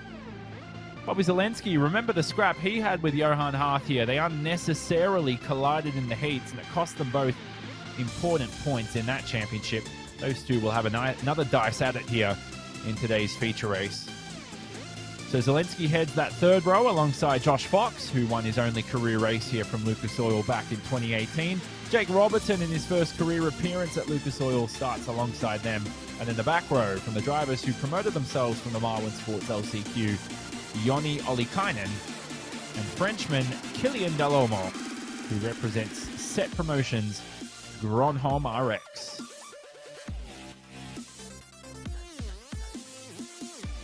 Paul, tips for today.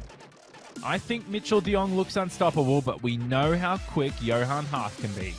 I think Johan has got a really good opportunity. Mitchell's been strong, especially in that heat race of his. Garrett Maines, a little bit of a dark horse on the outside of the start here. You never know. But it's all about keeping yourself out of trouble and to keep it clean. And that's exactly what these drivers have got to do here. But they're preparing themselves. They're on the grid. But it's almost go time here. I think for Johan Harth, he's going to have to win this race on lap 1.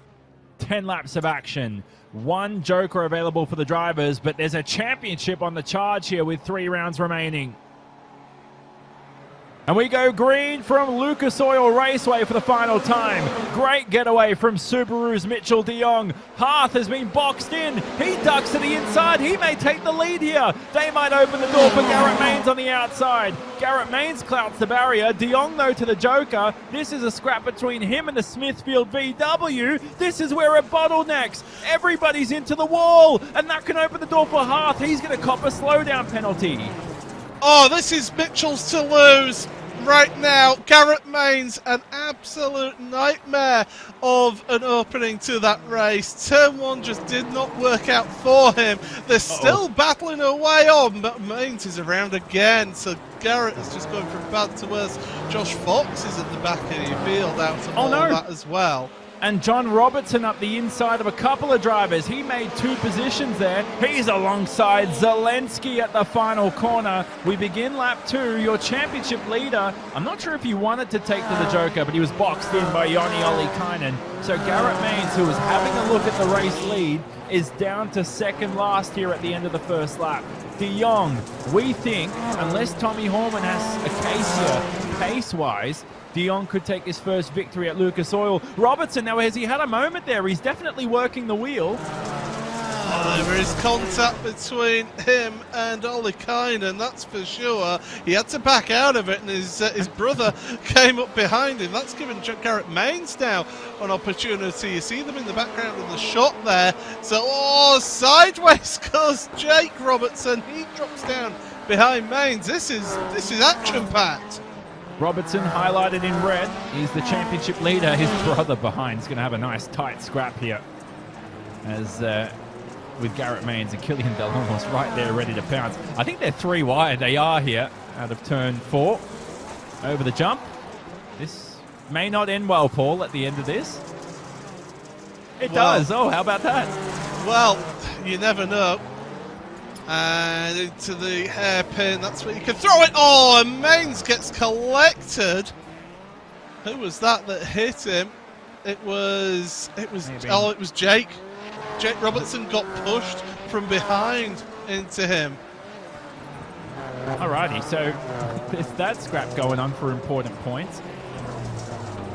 Lead battle hasn't changed. Horman still has a joker up his sleeve, although only worth 0.2 of a second. Johan Harth, critically ahead of his teammate John Robertson for the championship, but de Jong is ahead of them all. Here's a replay of what happened. And Robertson may bend the steering arm doing that. So talk us through this. Yeah, so Maines puts it down the inside through here. That's all fine. That's okay. They all get on the brakes, and Josh Fox just gets into the back of Robertson, who then turns Maines there. No intent shown there at all. That's just unfortunate how everybody got concertinaed together there. And unfortunately for Maines, he's the one who gets off the worst. Yeah, it certainly does. Mitchell de Jong, who this will be a good relief for him. He had no luck here in Red Bull GRC in 2017. Didn't even make the feature. His car just had so many technical issues after a shunt with Patrick Sandell and Chris Atkinson. And you could take a win here. There's Zelensky in some troubles with John Robertson. So that's another position for your championship challenger. But Zelensky at the inside will reclaim a top 5 position. Yeah, Zelensky and Robertson's just not really had the pace this week, has he? But all he needs to do,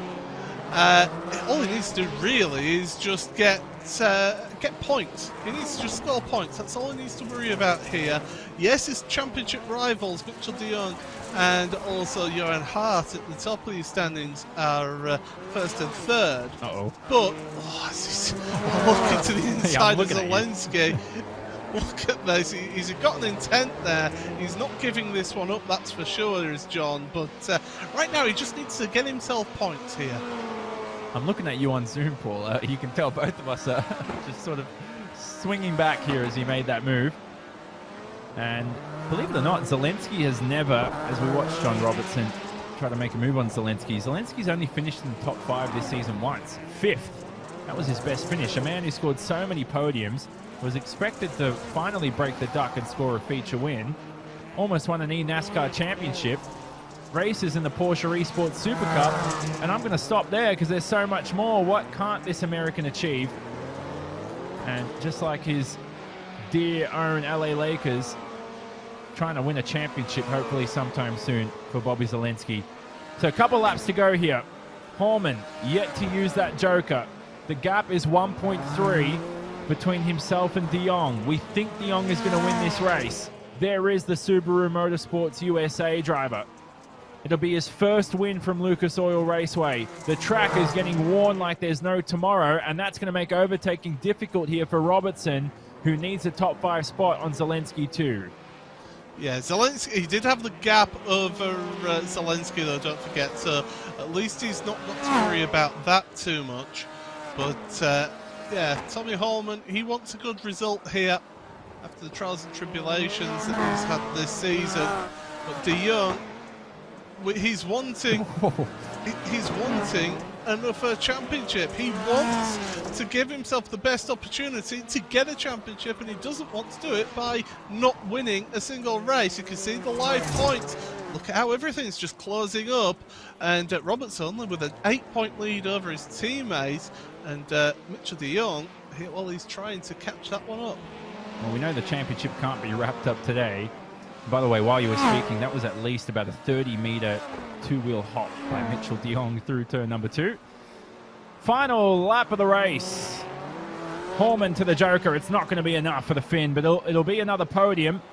And the championship is being clawed in. 8 points between your Team Yokohama drivers, but Mitchell De Jong is going to claim his first race win of the season. I never thought I'd say that 7 rounds into a Rallycross Championship.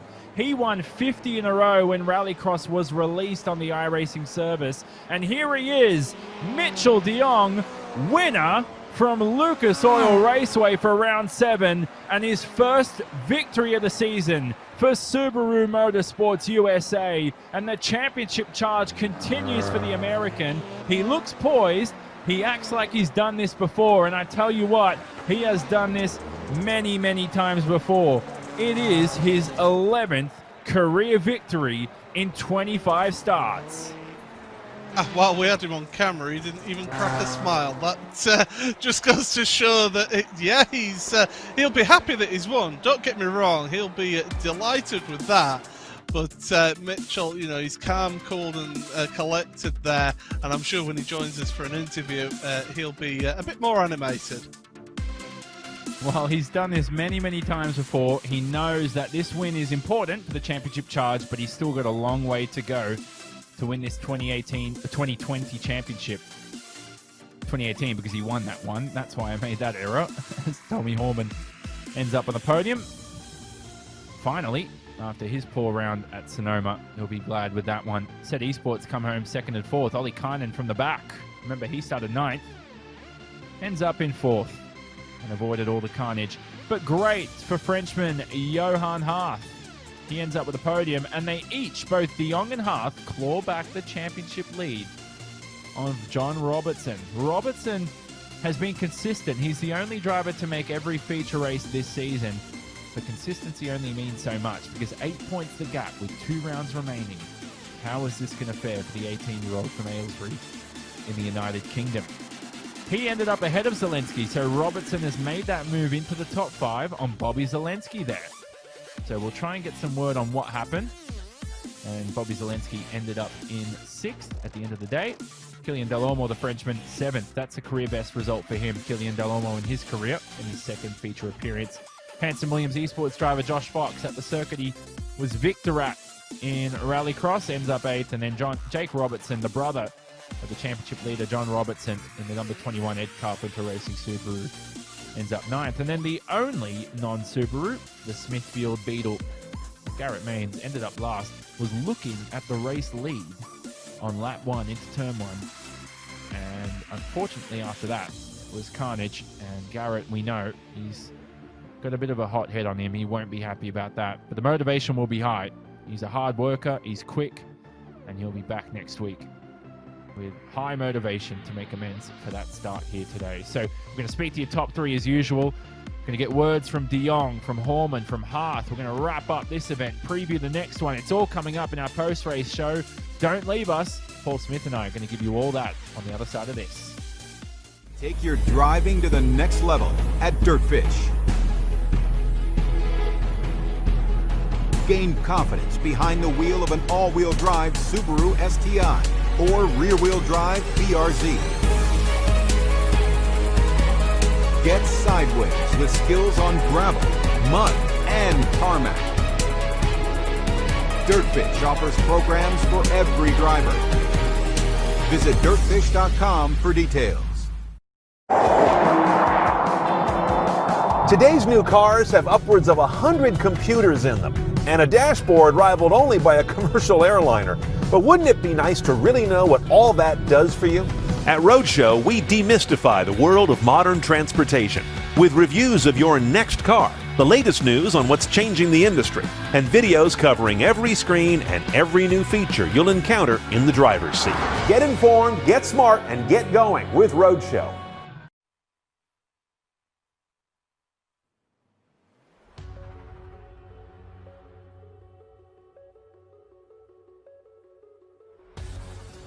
All right, so this championship is going down to the wire. Lucas Oil Raceway never disappoints, never had a repeat winner here. Mitchell de Jong wins his first career event here from the racetrack, and it's important for his championship Taj. Mitchell, congratulations. But not only is this your first career race win here, you're looking forward to that championship, aren't you? You're hunting it down. For sure. Thank you very much. It feels really good to finally put a event together. I think at this point, like I said, kind of on my own stream last time around after another bad result, it was just like, we need to basically go out and just win all the rest of the races and hope, in the end of it, we can end up fighting for the championship. This is another really solid day. Lucas Oil is always a scary one because of turn one, especially if you're the pole sitter. It's really not the ideal line.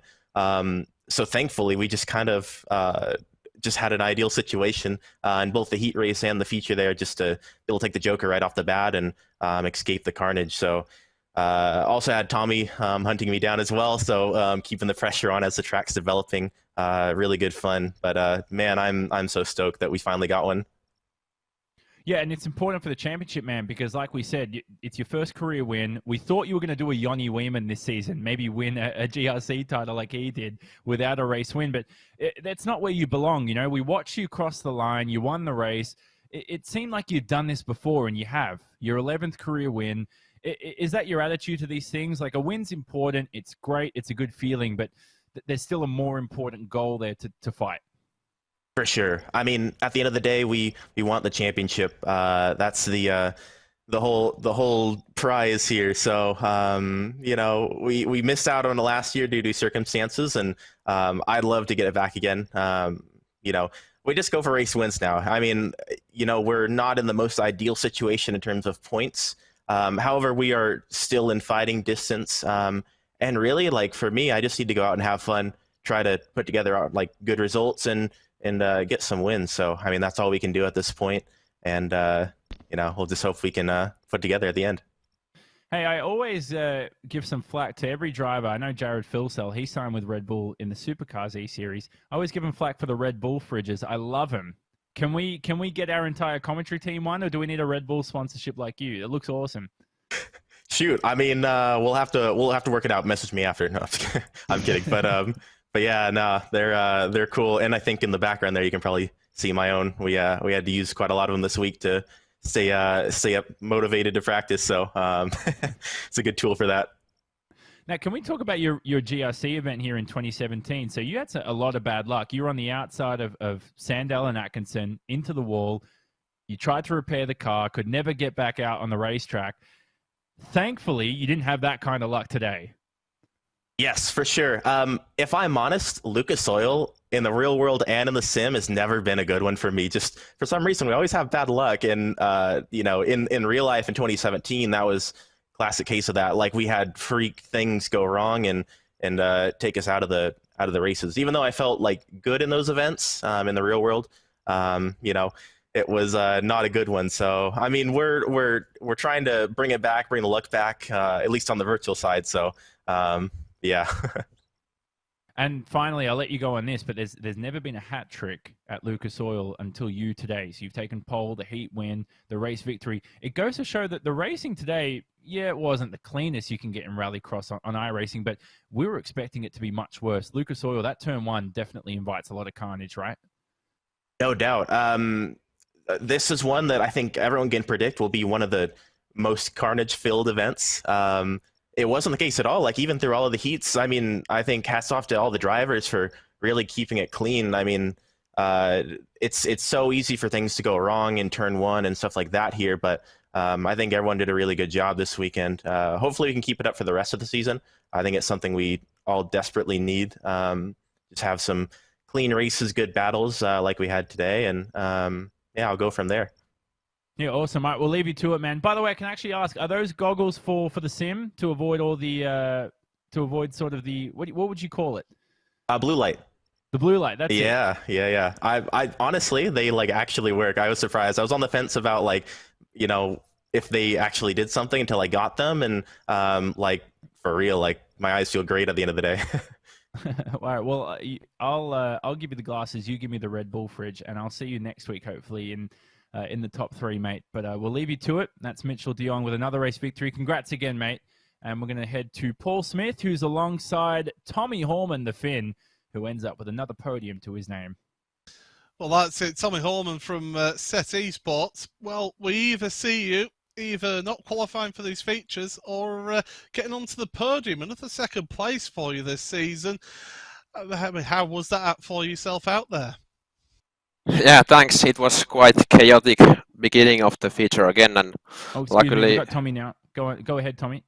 Okay, yeah, thanks. So, quite chaotic start of the race, and luckily we survived without bigger contacts, and then just tried to catch Mitchell, but it was too much to ask. He was going really well, and also had to keep eye on Johan as well. So I think it was a good comeback after misfortune in Sonoma, and of course I think here I did more of the testing in the feature sort of track state, and I knew that here anything can happen, so the qualifying is not as important as the feature itself. So I think it worked out well.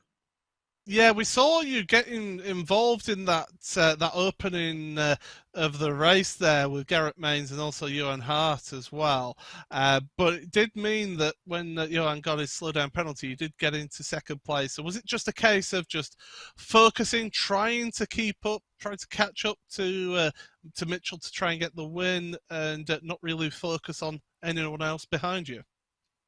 I think at some point I tried to really do fast laps and catch him, but I couldn't really make the difference, and then I think the last two laps I tried really hard to catch again, because I know that I had the choker still to do, and hope that if I can catch a bit, maybe I can come next to him in the merge, but I was too far, and then just thinking that don't get anything like slowdown or stuff like that, so just to keep the second place. Well, we're heading into the final two rounds of the championship here.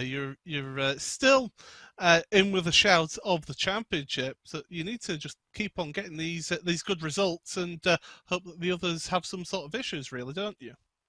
Yeah, I think it's now all about getting top three results and hopefully wins as well. But honestly, the championship win is quite a bit, I think, impossible at the moment. But yeah, we just keep on going and see what happens. Well, you never say never, because Rallycross, you always have the drama. But yeah, how have you felt that this season has gone for yourself, though? Really, I think it has been really up and down all the time. So as you said, I think I've been in the podium all the times I have been in the feature races, but then also quite many times in the LCQ. So really up and down, but hopefully we can start now building a bit more steady line towards the end of the season. Well, Tommy, thanks very much for joining us here, and all the best for the final two rounds of the championship. And Jonathan, I believe you've got our third placed man, Johan Hart. I've got the man who I have many nicknames for. You've got the Rolling Turtle, you've got Chien Marchand, What else, Johan, can I say after that podium? Mr. Luck, I guess, yeah. If I do that last year, there is no way I'll finish P3. That was really unexpected after a slowdown in T2, so yeah, I'll take it any day. What was the strategy? I saw you tried to slow down sort of off the racing line, because that's how you avoid the penalty, but you also did it in a sense where everybody else had to sort of slow down behind you, if that made sense, so they didn't collect you. So it sort of worked out to your benefit. I didn't really pay attention where I was on the track. I just tried to clear it as fast as possible without getting hit by another car, so yeah, kind of worked out in my favor there. But hey, look at this, man. So Mitchell has a tough charge for the championship. There's still 2 rounds to go. You're now 8 points behind your teammate, John Robertson. People don't understand, though, in sim racing, it's not, as much as you want to beat your teammate, it's not really a rivalry. You two are good friends. You work together a lot. So even if you do come second, Tim, you'll still be happy. But I do know you do want to beat the living pants out of your teammate for this championship. Yeah, for sure. For sure I want to beat him. But yeah, if he wins it, he deserves it. So I'll still be super happy for him no matter what happens. So you got a couple of rounds to go. Phoenix is a great racetrack for you. Do you want me to remind you what's so good about that racetrack for you? Well, remind me, because You don't remember your first race win there? Oh, yeah. There's that about too? that one, yeah. Yeah, there is that, yeah. Yeah, that might be a good start, man. So that was back in 2018. It's a circuit you've fared well at, as we know. You've made the feature there every time. Pace going into that round. I think you've got to seriously take the championship lead, hopefully, from John, but you've at least put the pressure on your teammate for now by claiming consistent points, which is most important. All I did to make sure is out qualifying in the last 2 rounds. I think that's going to be one of the keys. You get pretty big points in qualifying, and if I can out qualify him and have Mitchell and the steady sports guy slot in between, would be perfect for me. Yeah, and also, and people should also know, Johanna, people forget this, as good as you are in the World Championship, you are still the top-ranked driver in Rallycross on iRacing when it comes to iRating. So when it comes to succeeding on the Rallycross service, you've been doing this from the start. Is there anything or any reason why you're so good on the Rallycross side of the service, or are you just typically good in sim racing? Because we know you're quick when it comes to road racing too. Oh, when it comes to Rallycross, I'd say it comes down to how many races I've done, because I think I've got over 1,400 starts on the official side of RX on iRacing. So yeah, experience pays off there. And Rallycross is good because 1,400 starts, but every time there's a heat or a feature, you can just go and grab a cup of coffee, do some homework in between, do some other stuff, do some university work, whatever you want to do. No, I spent, I'd say, after a race out of my rig there. I was going downstairs, grab the coffee. It's not like Porsche where you have to be focused 100% of the time. You can have some time to chill. Yeah, exactly. And so hopefully now in the final 2 rounds you make those features, man. But good luck for the championship. Thanks, I know you said this last week, is that every time you hear myself or Paul's voice, you know you've had a good round because it means you're in the top 3. So I like what you said there, and I didn't really think about that, but there you go. So good luck next week, and hopefully we hear from you. Thanks, Charlie. Yeah, hopefully I'll come back for the next 2 rounds. All right, Paul, that could potentially be your 2020 champion. It could potentially be Mitchell de Jong, who we spoke to earlier. It could potentially be John Robertson. We think, now we have to do the calculations here. So 29 times 2, Paul, is 58. Yep. I don't know if Tyler, can we get the live points up? That's what I want to know. Tommy Holman and Johan Alekainen do mathematically still have the opportunity there, but it's going to be difficult for them. That's for sure. Yeah, so Zelensky is out. So there's our championship leader, Robertson, in blue. So, yeah, Zelensky mathematically not in there. Good point, Paul, as well. That Ollie Kynan and Holman. Now, imagine this, Paul. Let's do... I hate doing this, but we're going to do it anyway. Let's do the bad luck charge before we go. Robertson's been the most consistent. Can't say he's had much bad luck this season. Johan Hart had that round. He was punted, remember, at Norway for round 5. Cost him a lot of points. De Jong's had a couple of rounds where he had the qualifying ban, which is essentially his fault for Sonoma. Had to start from the back, involved in the lead incidents. But you go back to Daytona, where he would have advanced to the feature. You got that. Hallman missed the start for round number 1. Had the technical issue last round. Ollie Kynan missed an entire round due to a technical issue.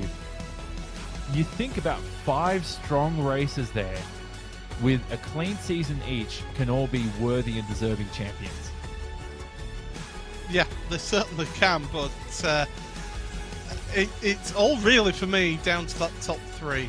They're the ones who've got the greatest opportunity out there. But, you never write anything off in Rallycross. I learned that last year from producing the coverage. But yeah, Robertson, he's got to be careful that he doesn't start driving inside himself. He still needs to do what has been working for him. And never heard that before. Yeah, so it's basically you're not driving at full intensity. You're not really on the absolute limit. You back out to moves that you think, well, I would normally make that move, but I've got a championship. It starts playing on you, does winning the championship, and it can affect people in a positive way. It can also affect them in a negative way as well. And 6 different race winners from 7 races in this championship. Who knows who's going to win round number 8 at Phoenix in a week's time. So that's where we visit in 7 days, and then it's a fortnight until the final round, where we think, and that's where the championship will most likely go down to, at Sonoma. Phoenix, Paul, it's a good fun racetrack in Rallycross. Got some experience over there? Yeah, it's the place where I beat Andreas Baccarin, but it's a fun track. It's a really challenging track. I always find that the Joker lap can sometimes catch you out with how tight the corner is in the middle of the Joker. That wall is very, very quick to meet the front right corner of your car and cause significant damage. So how the Joker plays out is going to be key around there, and how the cars handle the twisty nature of that circuit. Yeah, it definitely is a twisty one. We saw Johan Hart win his first career race win there. Will he take another? Who knows? He's got to for the championship. We know De Jong's back to his race-winning form, which is good to see. And that's where we're going to see these 600 horsepower mean machines returning. That's Phoenix International Raceway in a week's time. It's going to be a good one. It's going to be the penultimate round, number 8 of the 2020 iRacing Rallycross World Championship presented by Yokohama. All coverage, as usual, on the iRacing Esports Network. Thanks to everybody today for joining us for the broadcast, and thanks to all our fans. Thanks for all the comments. We've been on a multitude of platforms, from Facebook to Twitch to YouTube and so much more.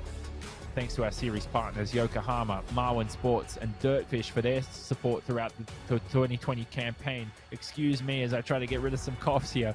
Marwin Sports, excuse me, there you go. Marwin Sports are officially present a gift pack to our feature race winner, so that's going to go to Mitchell de Jong for the first time in his 2020 campaign. From Paul Smith alongside me. Paul's always brilliant, always great fun working with you, mate. Thanks to Tyler Maxson, too, behind the scenes, along with Chris Leone, Tyler Hudson, Drew Adamson from iRacing, and our entire production crew. Thanks to Gary Weaver, too, as well, who's joined in today on Zoom. From Jonathan Simon. Hope you enjoyed the coverage today, where we crowned our winner, Mitchell de Jong, for the first time. It won't be a Yoni Weeman campaign from him if he wins the championship. We're going to say so long from Lucas Oil. What a thriller. What a championship challenge we've got coming up.